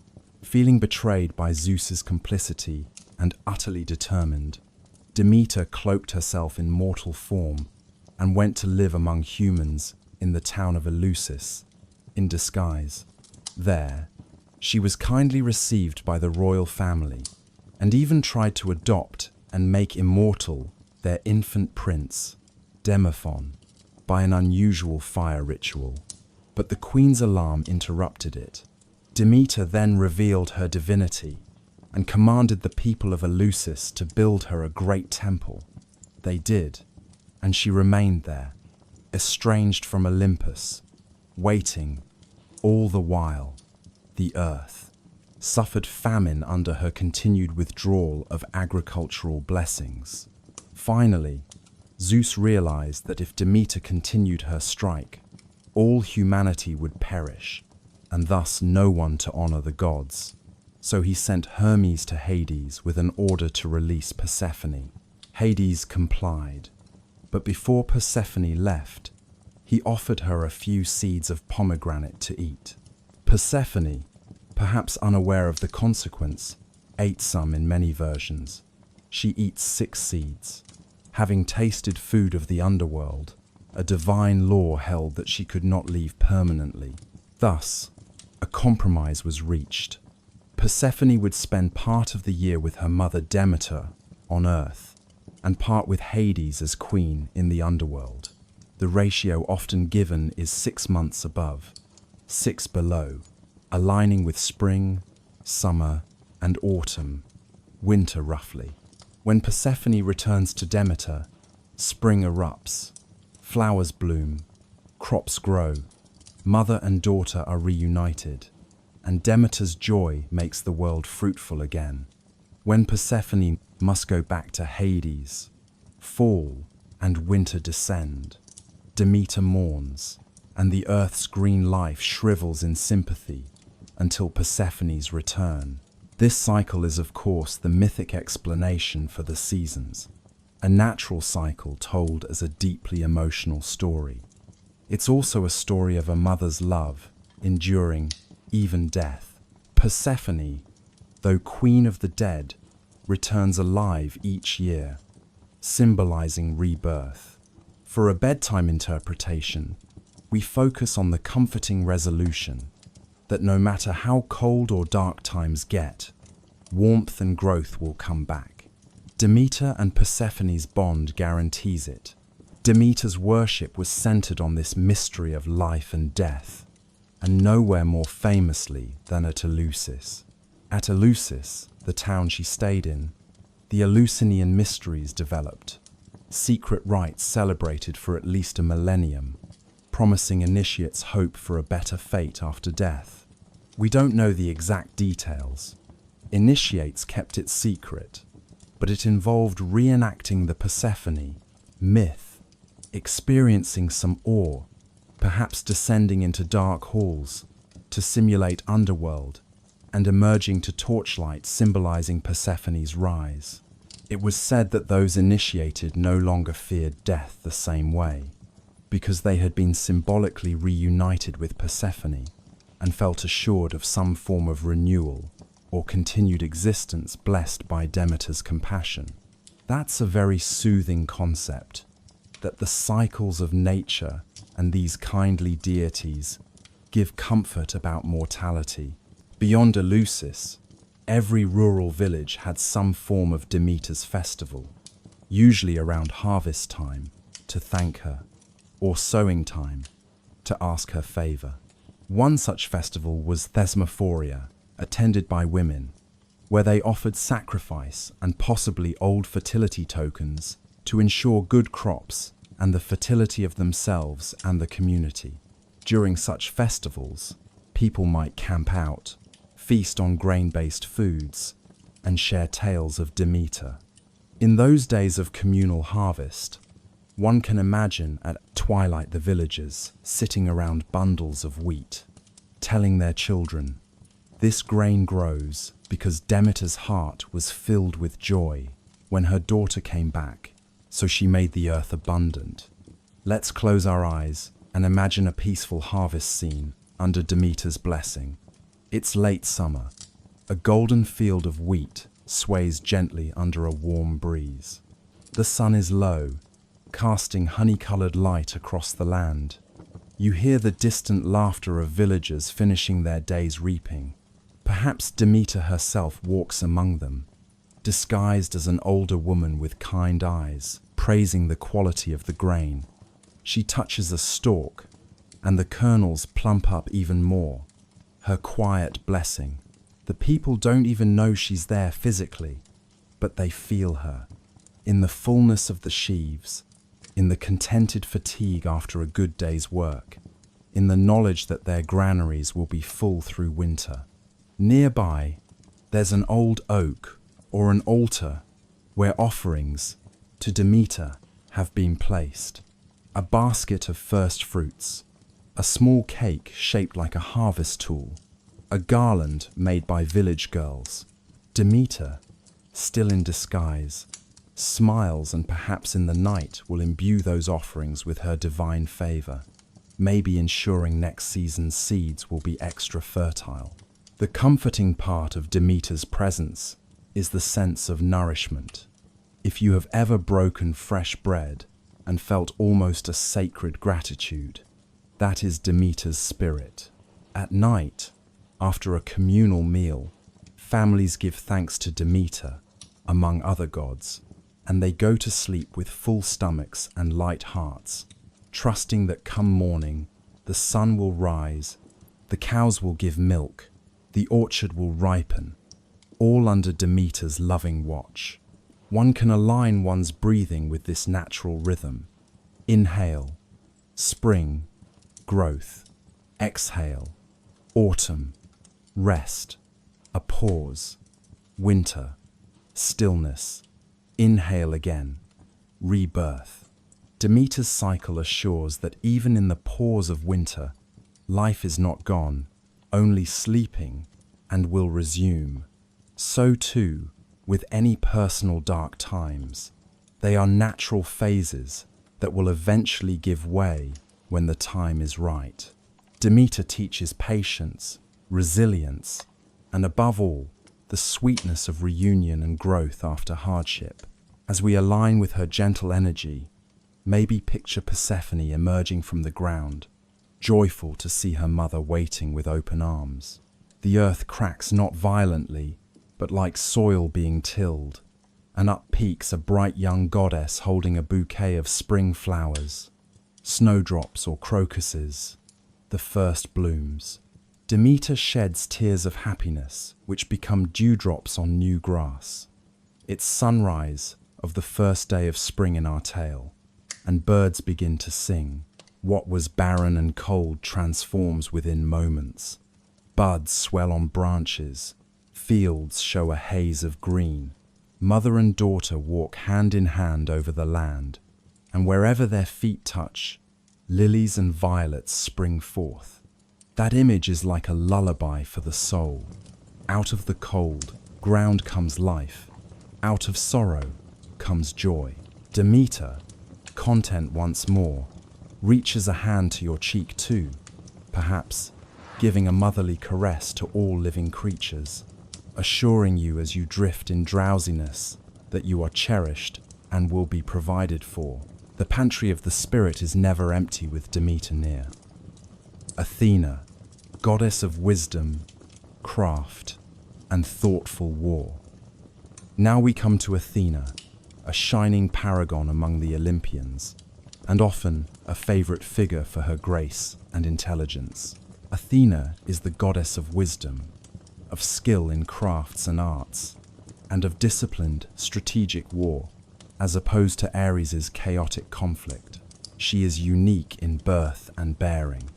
Born from Zeus's head, fully armed, as we recounted, she immediately became his dear daughter and counsel. The mere presence of Athena brings a sense of clarity and rational calm. Athena is usually depicted as a tall, noble woman in a flowing but sturdy kitten, wearing a helmet pushed back on her head, symbolizing that while she has it, she prefers peace. She carries a shield and spear, but often with an air of restraint. Notably, on her shield or breastplate is the aegis, a fringed goat hide adorned with the head of Medusa, the Gorgon, in the center. This might sound scary, but it was protective. Athena's aegis was said to terrify enemies and thus protect her allies. Yet in our calm consideration, imagine it more abstractly. The aegis could be like a radiant shield of wisdom that repels danger and negative forces, ensuring that calm and reason prevail. Athena's symbols include the owl, associated with wisdom, as the owl can see through the dark, much like wisdom sees through ignorance. Also, the olive tree is her gift to humanity, as mentioned in the contest for Athens. The olive tree is a beautiful symbol. It grows slowly but lives long, yields nourishing oil and fruit, and even in rocky soil it thrives, much like knowledge and civilization which Athena fosters. What are Athena's stories? Many involve her guiding heroes. Perseus had her guidance to slay Medusa. Odysseus had her counsel throughout his Odyssey. Heracles was aided by her advice in some labors. She rarely loses her temper. She's often the voice of reason. One famous tale showing her steady hand is the trial of Orestes. After much bloodshed in a family feud, it's Athena who sets up the first court of law, the Areopagus court in Athens, to fairly judge Orestes rather than continue the cycle of vengeance. She casts the tie-breaking vote to acquit Orestes, and thus ends the curse. This myth is profound. Athena replaces endless retribution with justice through law and compassion. That's the kind of calm order she represents. Athena also had no consort or lover in myth. She is a virgin goddess, one of three, with Artemis and Hestia. This virginity isn't about being closed off. Rather, it symbolizes independence, and perhaps the idea that wisdom isn't swayed by personal passion. She is often a mentor, a guide, offering help, but not entangled in drama herself. The city of Athens was her patronage, as we know from her gift of the olive. The Athenians built the glorious Parthenon on the Acropolis for her. Inside it once stood a towering statue of Athena Parthenos.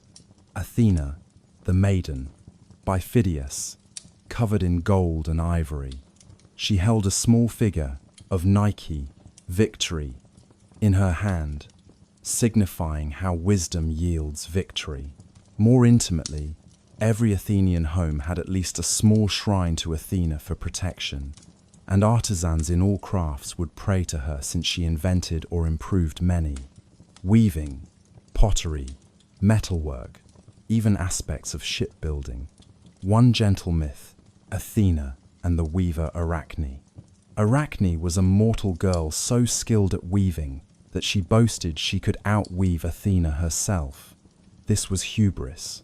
Athena, in disguise, tried to warn her to be humble, but Arachne insisted on a contest. They both wove tapestries. Athena's depicted the gods in majesty. Arachne's, though technically flawless, depicted the gods' misdeeds, which angered Athena. When Arachne won't repent, Athena turned her into a spider so she could weave forever without boasting. Now, we can see this story in a kinder light. Perhaps Athena regretted punishing Arachne, but still gave her the means to pursue her love, waving, even if as a spider. Spiders, ever since, weave beautiful webs, and some say that's Arachne continuing her craft. The lesson isn't about cruelty, it's about the importance of respect and humility in the face of great skill. Also, some people who love spiders think of them as Athena's weavers and find them less frightening. From a soothing viewpoint, envision Athena not in battle, but in her role as patron of a peaceful city. At twilight in Athens, an olive oil lamp flickers before a small figurine of Athena in someone's home. A family might recite a little hymn. Athena, grant us wisdom in our doings and protect our home. Outside, the actual Acropolis soars, Athena's statue catching the last sun rays, visible to all, as a comforting presence, watching over the city. Imagine Athena strolling through Athens' streets in disguise, as a tall, wise woman. She might stop to help a struggling student with their scroll of lessons, giving a gentle correction here or there. Or she might guide a craftsman's hand subtly, improving a vase's design without him even knowing why he felt inspired to do it that way. In the Agora market, Perhaps a dispute arises. Athena quietly influences them to find a logical compromise rather than fight. Everyone is a bit more level-headed when Athena's aura is near. In nature, think of the owl. It hoots softly at night, perched in an olive tree perhaps. That sound can be eerie, but also oddly soothing when you know it's harmless. It's Athena's little sentinel, keeping watch as you sleep, driving away any mice, symbolic of pesky worries, that might disturb you. Another of Athena's images, she is often called glaucopis, meaning bright-eyed, or sometimes owl-eyed, for her grey eyes. To me, bright eyes in the darkness are a sign of assurance. Someone sees clearly, even when you cannot. So if you ever feel lost in metaphorical darkness, you could imagine Athena lending you her bright gaze to illuminate the situation and find a wise path. One more heartwarming myth.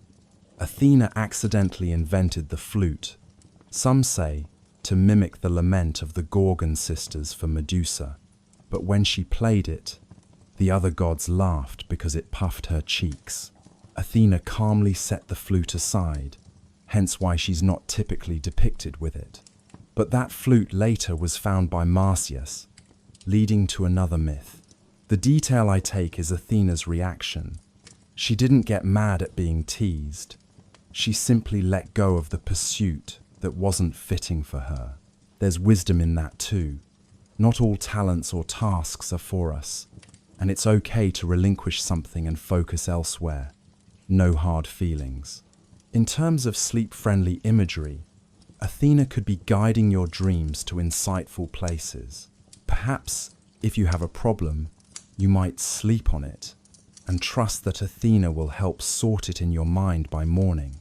She was said to inspire inventors and problem solvers, even in dreams. Picture a gentle scenario. The Trojan War has ended, and now it's nighttime in Troy's ruins. One survivor, say Aeneas, who in later myths is guided by gods to create a new homeland, is exhausted and unsure where to go. In the quiet, Athena appears in a dream to him, soft and radiant, telling him not to fear, giving advice on travel routes, and reassuring him that a new city, Rome eventually, will arise. The message is one of hope and direction amidst devastation. That's Athena's thread. She often is the anchor of hope in dire straits, like she was for Odysseus on his raft, or for Perseus facing the unknown. Thus, as you lie in bed and imagine divine companions, Athena might be the one sitting at your bedside, reading a book, maybe a big tome of world knowledge, by lamplight as you drift off. Her presence is non-intrusive, calm, stable. If a nightmare tries to creep in, like a chaotic monster of illogic, akin to Ares or Eris, strife, Athena just snaps her fingers and it dissipates, not by brute force but by enlighten your last image before sleep. The Parthenon in moonlight, Athena's statue silhouette faintly visible, and a great owl sweeping across the starry sky, keeping watch. Wisdom and peace reign in that moment, and you feel safe under Athena's aegis. Apollo, god of the sun, music, and healing. Now we greet Apollo, one of Zeus's beloved Olympian sons. Apollo is often associated with the sun, bringing light to the world each day. But more broadly, he's the god of music, poetry, prophecy, archery, and healing, through his son, Asclepius. If one could pick a deity to embody grace and harmony, Apollo is a strong choice. Think of a sunlit meadow on a clear morning. That's Apollo's vibe. Bright, life-affirming, but gentle, not harsh, though at noon he could be intense. Greek art shows Apollo as a beautiful youth, clean-shaven, with long golden hair.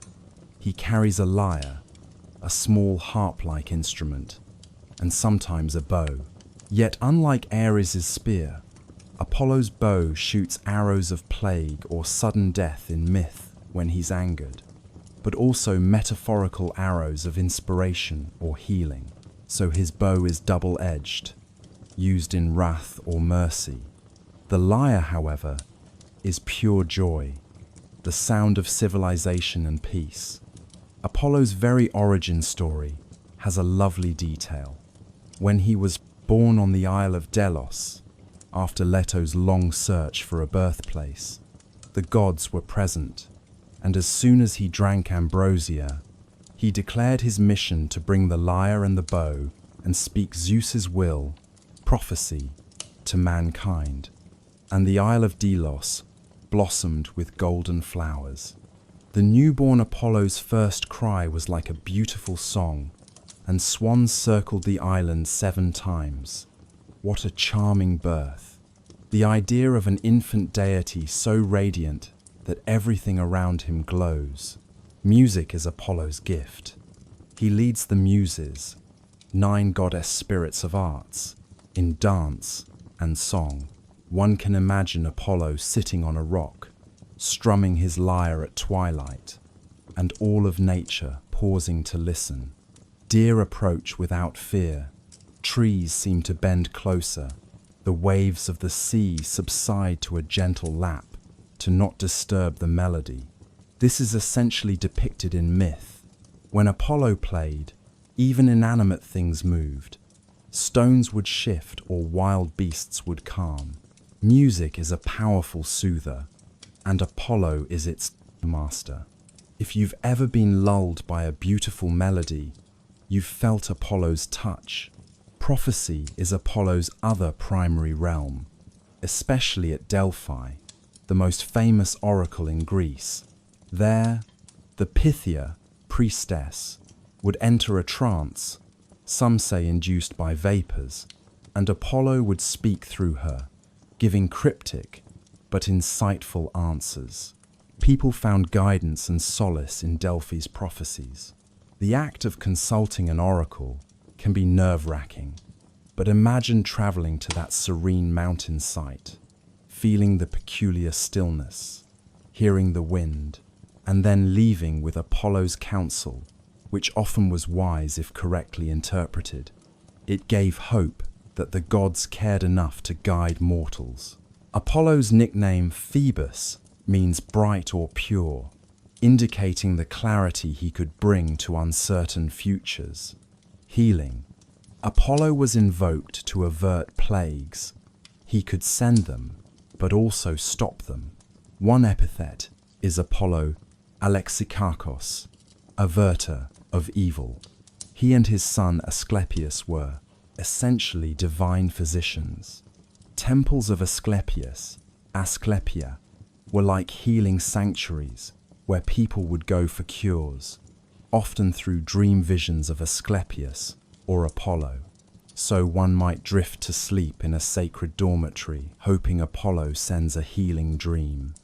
In modern meditation, that concept survives as imagining golden sunlight, Apollo's light, filling your body to heal it.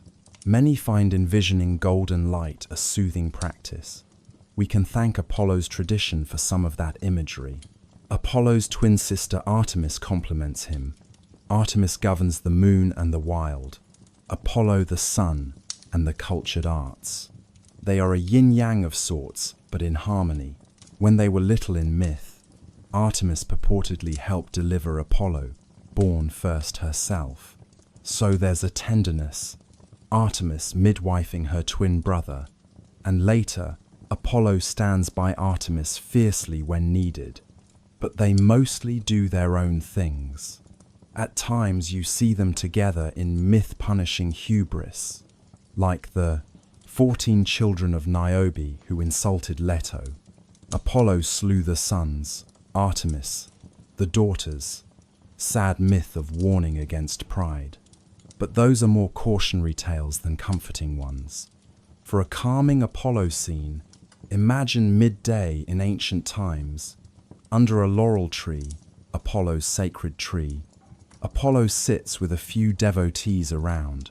The air is warm but not scorching, and a slight breeze carries the smell of bay leaves, laurel. Apollo plucks a lyre chord.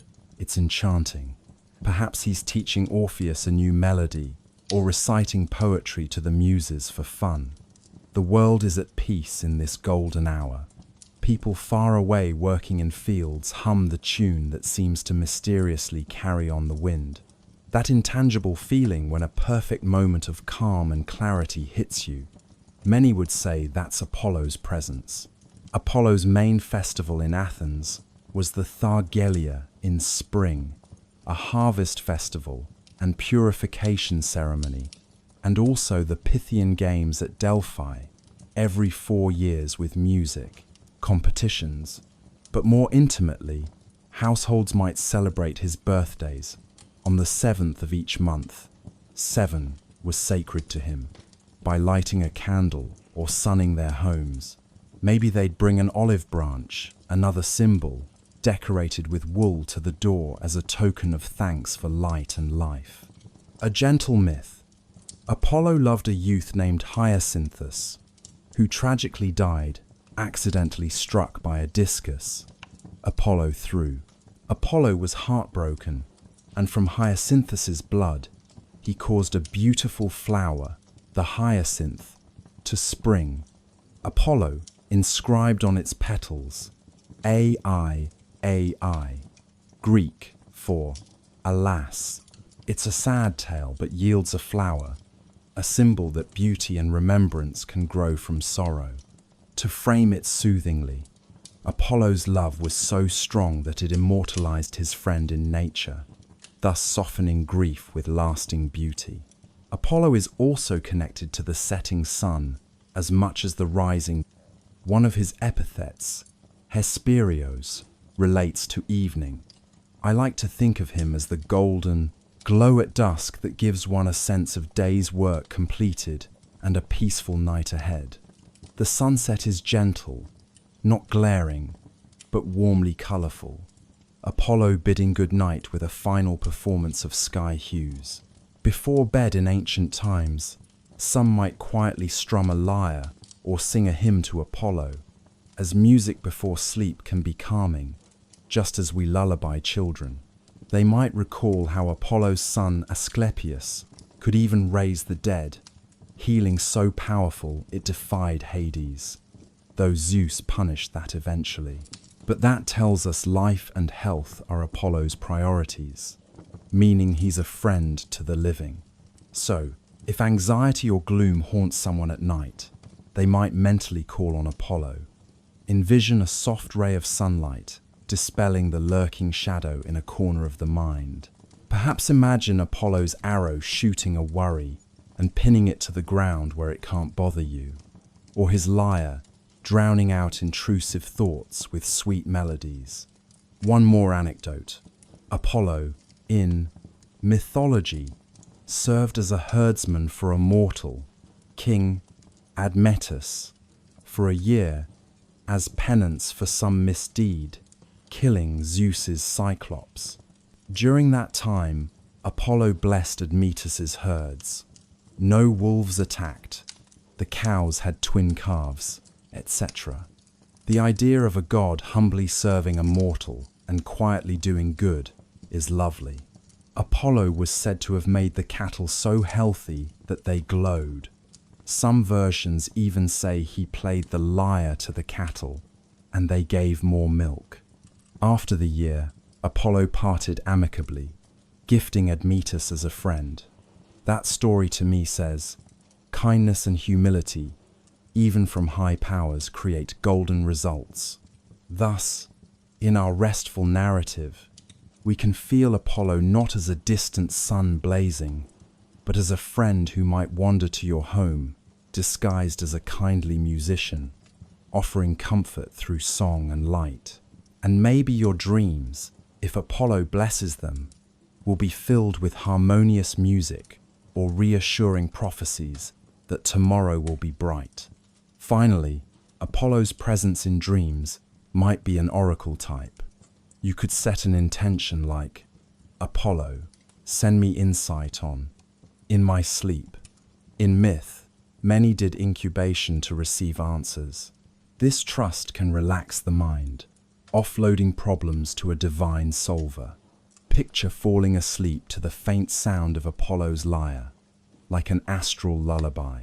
Each note is a golden star, twinkling as your eyes grow heavy. Apollo stands guard over your subconscious, ensuring nightmares stay at bay. He was also known to quell the ghosts and monsters of night, since he is light. All you experience is a pleasant drift through gentle sunlight, though it's night. Physically, as if sailing a boat on a sunlit sea of dreams.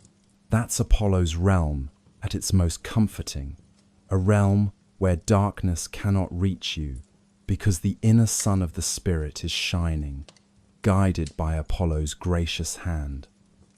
Artemis, goddess of the moon, the hunt, and protectress of youth. Turning now to Artemis, Apollo's twin sister, we find a deity of the forests and the night, of wild things and of innocence. Artemis is the goddess of the hunt, often depicted with bow and arrows, clad in a short tunic for easy movement. Yet she's also intimately connected to the moon, sometimes even called Phoebe or Selene in poetry. Though Selene is technically a Titan moon goddess, Artemis gradually took on lunar aspects. When you see a serene, silvery moon illuminating a quiet woods, that's very much Artemis's domain. Calm, a bit mysterious, but not threatening if you respect nature. Imagine Artemis as a tall, swift maiden with clear eyes, some say silver or blue, and brown or auburn hair tied back. She's often accompanied by a stag or a pack of friendly hounds. In myth, she fiercely protected wildlife and those under her care. She's forever a virgin goddess, like Athena and Hestia, meaning she's independent and not subject to any husband or lover. That independence fosters a sense of self-sufficiency and freedom. Artemis's stories sometimes highlight her temper, like when Actaeon saw her bathing, and she turned him into a stag that his own hounds tore apart. Not a bedtime-friendly story, but those violent myths stress a need for respecting boundaries and purity. In a gentle retelling, we can imagine Actaeon accidentally intruding, but Artemis simply cloaks herself in mist and sends him away with a stern scolding, rather than the dramatic death. The underlying theme: she guards her own and her companion's privacy. She's also known as a protector of children, especially girls. Women in childbirth prayed to her for an easy delivery, somewhat ironic since she's chaste, but as Apollo's twin, she had something to do with protecting young life and mothers. She's called Artemis Kourotrophos, nurturer of youths, particularly of young girls' transition to maidenhood. In some places, girls before marriage would perform dances or offerings to Artemis to mark coming of age. Like at Brauron in Attica, they enacted being bears for Artemis, playing and dancing as a ritual. Now, picture a quiet forest by night, the leaves gently rustling, perhaps a glow of fireflies. Artemis glides through, her footsteps making no sound. She might be chasing a hind or just patrolling to ensure all is well. She sees a lost fawn separated from its mother. With soft clicks of her tongue, she coaxes it and leads it back to the doe, waiting anxiously at a glen's edge. A small act of kindness in nature's realm. That's Artemis. Not just killing for sport, though she's the hunt goddess. She's about balance, culling so herds stay healthy, and punishing those who kill wantonly. In one myth, Orion was a great hunter companion of Artemis. They enjoyed hunting together, platonically. In some versions, Apollo, protective of Artemis, tricked her into shooting Orion, or Orion offended Artemis and met his end. But let's dwell on the good part. Artemis and Orion strolling through forests, laughing, aiming arrows, maybe with tips blunted for practice. A rare social moment for Artemis. She wasn't always alone. She had a band of nymphs who accompanied her, kind of a sisterhood of free-spirited girls. One of them, Callisto, tragically got turned into a bear and placed among stars. But again, the solace is, she became the Ursa Major constellation, meaning Artemis immortalized her dear companion up in the sky, rather than see her perish. That's a positive spin. Artemis cares so much about her friends that she literally puts them among the stars, shining eternally. Next time you see the Big Bear, Big Dipper in the sky, you can recall that story. It's not just a bear, it's also Artemis's friend under her protection. Artemis's presence can be felt in any natural, tranquil setting. She's the sense of peace you get under a canopy of trees with dappled moonlight. For someone trying to sleep, imagining themselves in a safe forest grove with Artemis guarding could be comforting. All the wild animals under her watch wouldn't harm you. They might even curl up nearby gently. Her symbols include the cypress tree, tall, dark, often in cemeteries, symbolizing mourning, possibly because Artemis comforted the bereaved. And she's strongly linked with wild animals, deer above all, but also boars, bears, hunting dogs. If you find solace in animals, that's Artemis's domain too. When an old dog howls at the moon, some folklore might cast that as ominous, but in Artemis's world, it's the hound greeting his goddess of night. Perhaps Artemis then blesses that old dog with better hunting luck, or ease of pain. If it's suffering, she might quietly euthanize it without pain, as she did with her arrow for mercy occasionally. Artemis's empathy. Though she can seem unforgiving, there are tales of her showing mercy or aid, like saving the little girl Iphigenia from being sacrificed by making a deer appear in her place, whisking Iphigenia off to become her priestess. That is a heroic rescue. Picture that moment.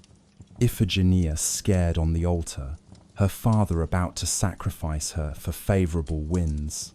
Artemis hears the girl's prayers, and in a swirl of divine wind, time almost stops.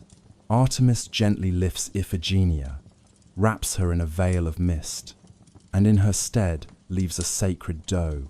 Then carrying Iphigenia to Tauris, Artemis gives her a role and safety as her priestess. This action shows Artemis values innocent life and will intervene to save it. So, Artemis might respond when a child is in danger or someone vulnerable is threatened. Thus, one could pray or think of Artemis to ward off harm. If nightmares are predators in the mind's woods, Artemis, the night huntress, can shoot them down. If one is anxious about intruders or lurking issues, envision Artemis as a vigilant sentry outside your metaphorical cabin. Arrow nocked, eyes scanning the dark no harm will slip past her. She's also goddess of the moonlight, which is very conducive to calmness. Unlike the sun's active energy, moonlight is passive, reflective. It's soothing to bathe in a quiet nighttime environment where the moon silhouettes everything in silver outlines. That fosters reflection and letting go. Artemis's vibe supports a restful introspection, a scene to lull. You are perhaps an ancient Greek parent telling your child that Artemis and her nymphs are out there in the dark woods not far, singing soft lullabies to the birds and little beasts to help them sleep, just as you sing to your child. The creatures of the forest are stilled by Artemis's presence. The usual chaos of wild nightlife is tempered by her order and protection. Just at the edge of hearing, you might imagine you catch the echo of one of Artemis's nymphs, singing an ancient cradle song, mixing with the cricket chirps. Friendly and sweet, not eerie, Artemis's festival in some cities, like Sparta, involved maidens dancing. I suspect it was joyful under the moon. Let that be an image. A circle of young girls in white flowing dresses, dancing barefoot on soft grass under the full moon, hands linked, quietly humming or singing praise to Artemis. The world around them is hushed. Even the normally nocturnal animals watch calmly from the shadows, as if attending a sacred concert. That unity of feminine grace, nature's calm, and night's beauty is a powerful, serene image. Now, summing up how Artemis can comfort, she assures us that solitude can be beautiful, that being alone in nature is not lonely, but peaceful. She shows boundaries can be healthy, her private bathing, metaphor for personal space. She also indicates trust in instincts. As huntress, she's in tune with her intuition and senses. We too, in our calm moments, can listen to our inner natural rhythm, often drowned by daytime noise, in the still of night with Artemis's aid. So, if one wakes at 3 a.m., anxious, think, it's Artemis's hour. Step mentally into her forest domain. Smell the pine or cypress. Feel the cooling dew.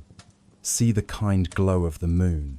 She nods at you from a distance, as if to say, all is well, return to your rest. The hoot of an owl might stand in for her lullaby. Heed that she's got things under control out there. You can release your vigilance. Thus, Artemis stands as the serene guardian of the dreamtime wilderness, ensuring you traverse the night safely and awaken with the dawn, Apollo's time, refreshed. In gentler terms, if life is a day, Apollo guides your active hours and Artemis guides your restful ones. Hermes, the merry messenger, guide of travelers and souls. Enter now, Hermes, one of the liveliest Olympians. Hermes is the messenger god, patron of travelers, herdsmen, merchants, and yes, even tricksters and thieves. But don't let the trickster aspect worry you. In a relaxed context, Hermes's cunning is playful, his wit comforting in dire straits, and his guidance invaluable for those journeying, whether on roads or in life transitions. Imagine a friendly young man wearing a broad-brimmed traveler's hat, petassos, winged sandals on his feet, and carrying a staff entwined with 2 snakes, the caduceus. He's quick, clever-eyed, and wears a grin that suggests he knows a few jokes or secret paths.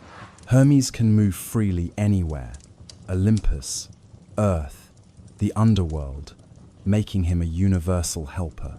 He's like the glue or circuit among realms.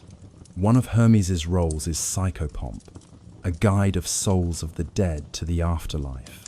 That sounds spooky, but think, for the ancients, it was reassuring that at death, Hermes kindly leads you so you won't be lost or alone. Even in the unknown, Hermes is a companion. That's a comforting image. If you fear dark unknowns, literal or figurative, Hermes would take your hand and cheerfully say, "This way, friend, mind the step." As a baby, Hermes was precocious.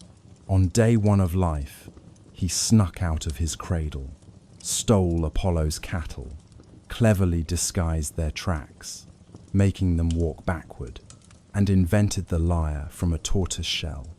Apollo eventually found out, but was charmed by the lyre, which Hermes gave him as reconciliation. Zeus just laughed and wasn't mad. He made Hermes the official herald of the gods for his ingenuity. The moral: Hermes's pranks aren't malevolent. They bring about innovation and exchange. Apollo got music. Hermes later got the caduceus and roll from Apollo in trade. This baby story can be told as a delightful anecdote, like how a toddler might cause mischief, but end up making everyone smile. Hermes's presence is often recognized in sudden, fortuitous changes. For instance, a traveler lost in woods who suddenly meets a helpful stranger. Was it Hermes incognito? Many Greek myths have Hermes disguised assisting heroes, giving Perseus his winged sandals and guidance to find Medusa, helping Odysseus with a magical herb to resist Circe's spells, and more. When things seem bleak and then unexpectedly a solution appears, that's a Hermes moment.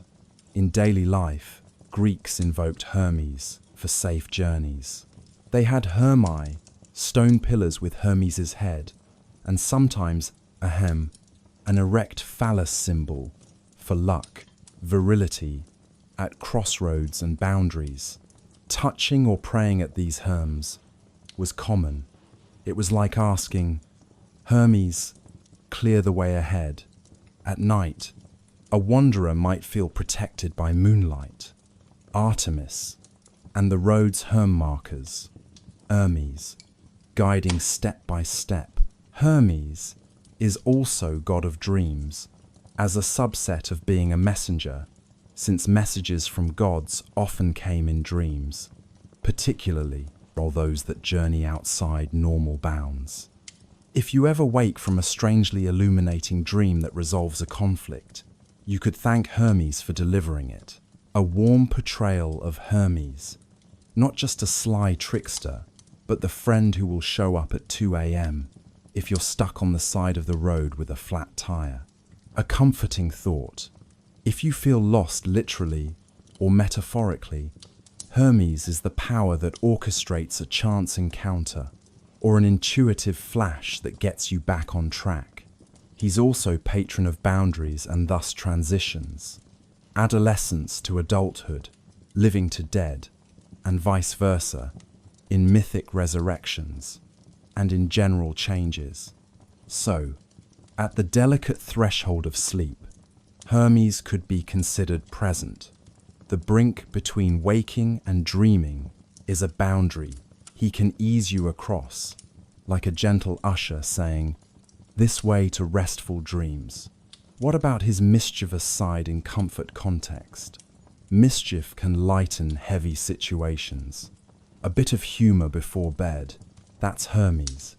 Perhaps those silly, nonsensical but harmless moments in your dreams, like talking animals or absurd puzzles, might be Hermes playing, stirring your mind to laugh or not take things too gravely. Laughter can dispel anxiety. Picture a scenario. A child is afraid of the dark, imagining monsters. Suddenly, the child's teddy bear speaks in imagination, with a funny voice making the child giggle. Fear gone. That could be Hermes at work, turning fear into a game. The same can apply to adults.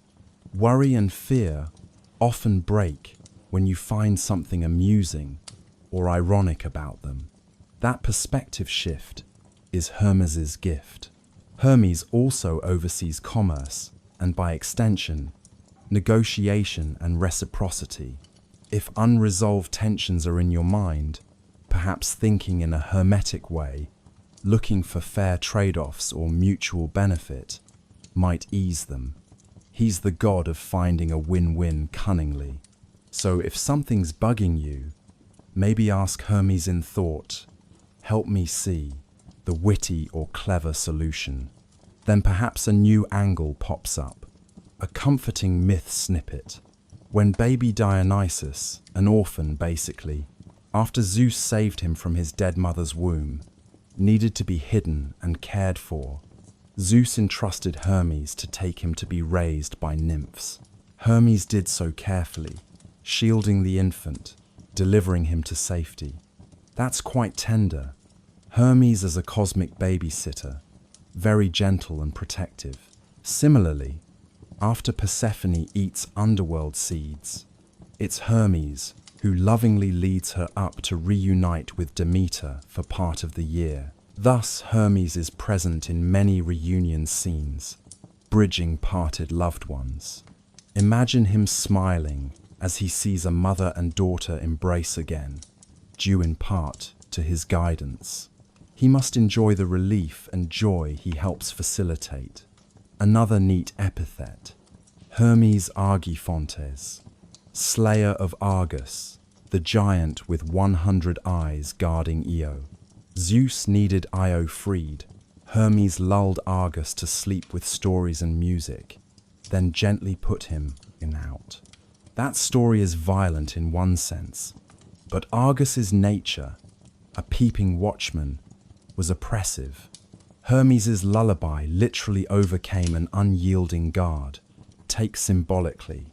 Hermes can put your mental guards, like insomnia or constant alertness, to sleep by charming them.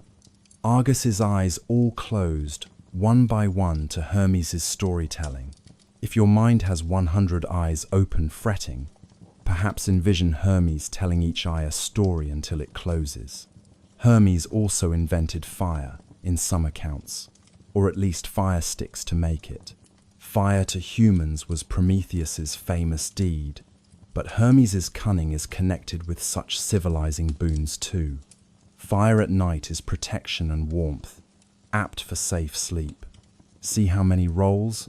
Truly multifaceted, yet all revolve around helping humankind adapt, move, connect, and lighten burdens.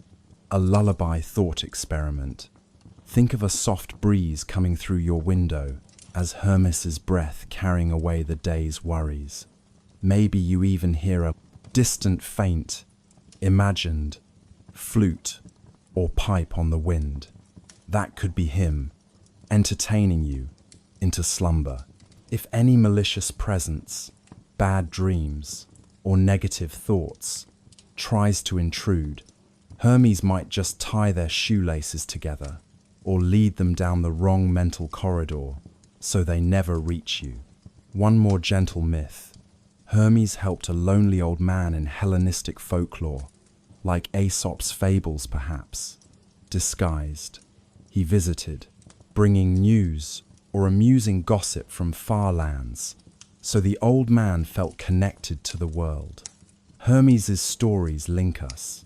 Thus, in the darkness before sleep, when you feel separated from the busy world, sometimes that quiet can feel isolating.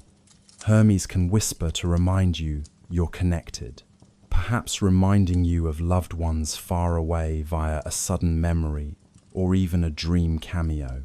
He's also the deity of coincidences, those little signs that someone out there cares or remembers you. Who hasn't had a pleasing coincidence lighten their step?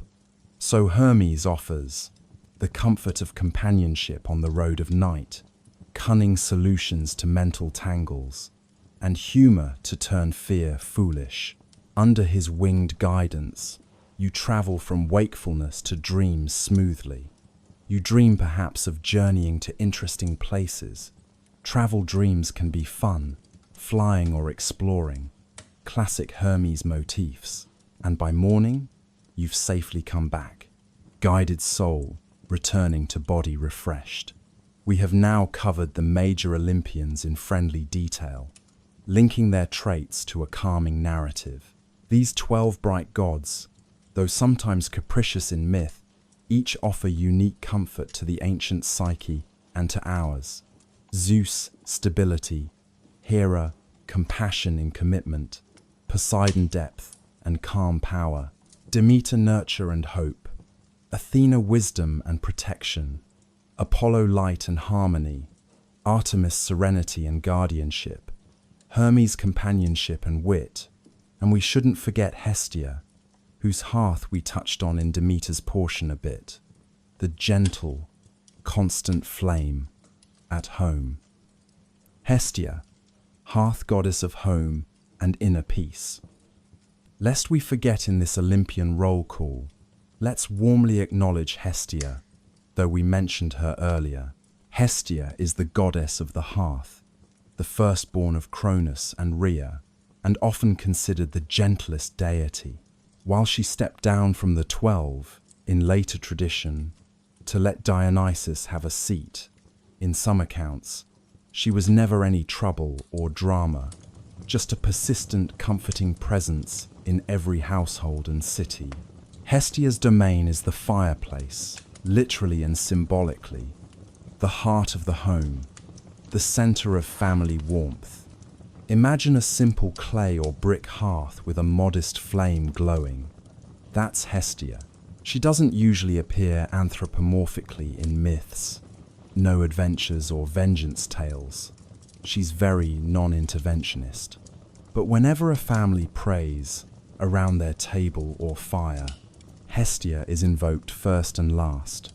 She was customarily given the first portion of any sacrifice or meal, like the first taste of wine poured out, and also the final thanks at first fine myth banquets.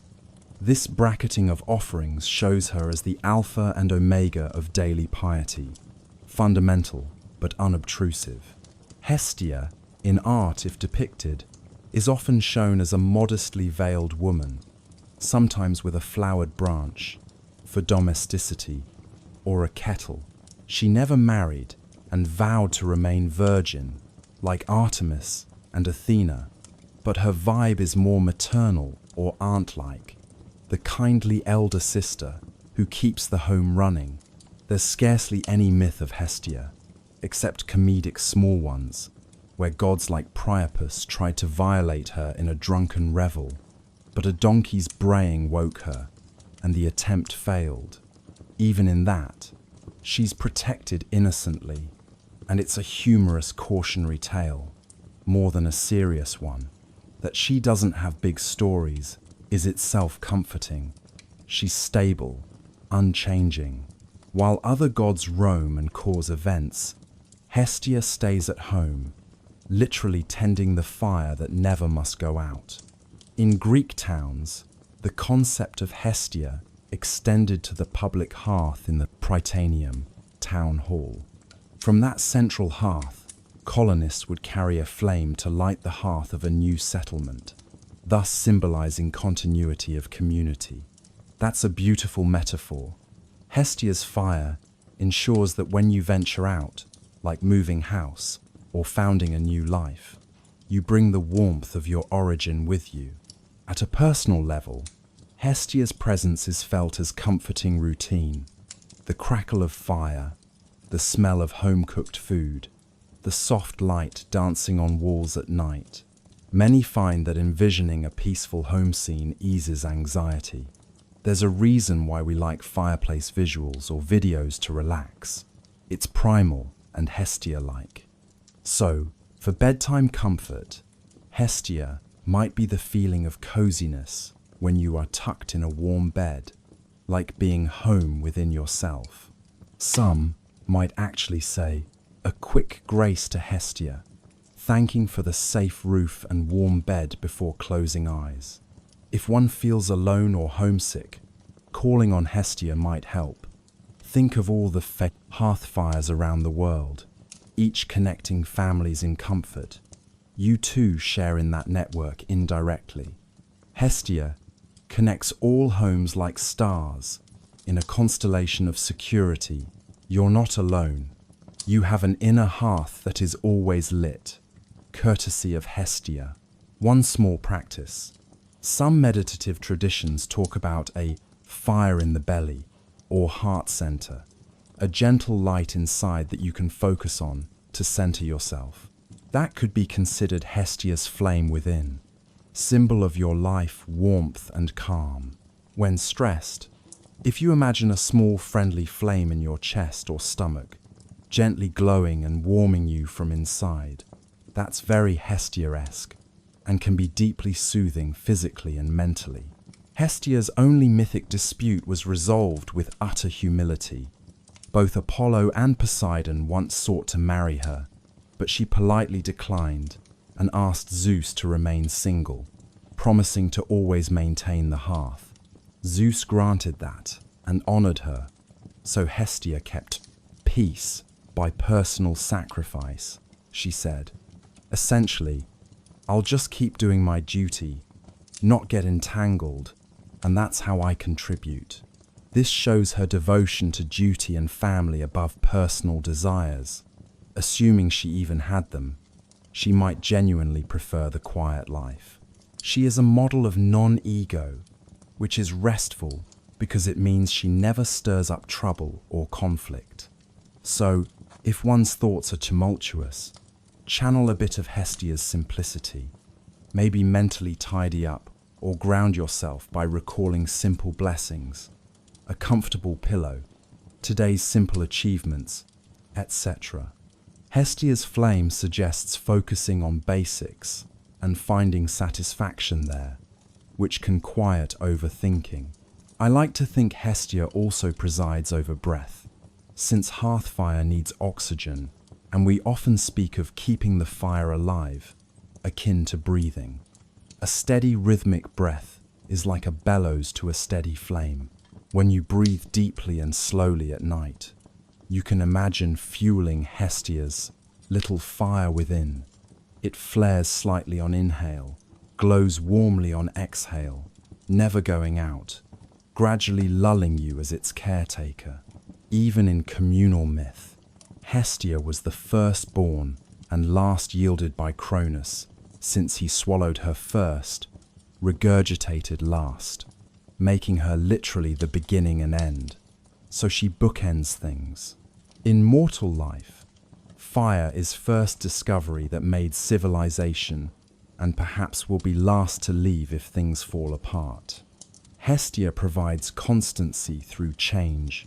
To incorporate her feeling, envision you are in a rustic cottage on a winter night. Outside, wind may howl, but inside, you're by a snug hearth. Hestia might be invisibly sitting in a rocking chair near the fireplace, knitting or just watching the flames. She hums a quiet lullaby-like tune under her breath. Nothing fancy, maybe an old country song or a repetitive soothing phrase. You are safe. The storm outside can't reach you here. That entire scenario is one big safety bubble, and it's courtesy of Hestia's presence. Hestia doesn't even need to speak. Her comfort is in her warmth.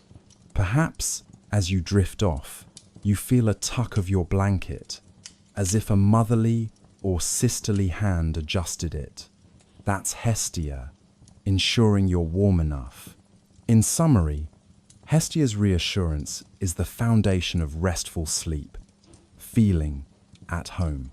Even if you're physically far from home, or home is troubled, invoking Hestia can mean finding that sense of home within, a quiet, welcoming space in your soul, where a friendly fire always burns just for you. With Hestia, we've quietly concluded our tour of the Olympians. See how in doing so the tone gently wound down, fitting since she's the closure goddess in rituals. Let's imagine all these divine figures now as constellations or guardians around our sleeping form. Zeus overhead as the vast sky, Hera at our left offering protective love, Poseidon at our feet grounding with earth and sea, Demeter at our right nurturing dream, seeds, Athena above our head, warding off nightmares, Apollo shining subtle dream inspiration, Artemis cloaking the room in serene darkness, Hermes patrolling the threshold of subconscious, then Hestia at our heart keeping us cozy. A fanciful assembly, but a soothing one. The key with such narratives is that through knowing these gods' kindly aspects, an ancient Greek or way, using them symbolically, could feel that every facet of life, even night and sleep, is watched over by something caring and meaningful. There's no chaos without accompaniment, no unknown, totally devoid of guidance. That's a very comforting worldview the myths provided, once you sift out the scary bits or reinterpret them gently as we did. We may now ease from mythology to other chapters, but we'll carry this newfound inner pantheon's comfort as we proceed in our bedtime odyssey through Greek myth's influence on daily life and beyond.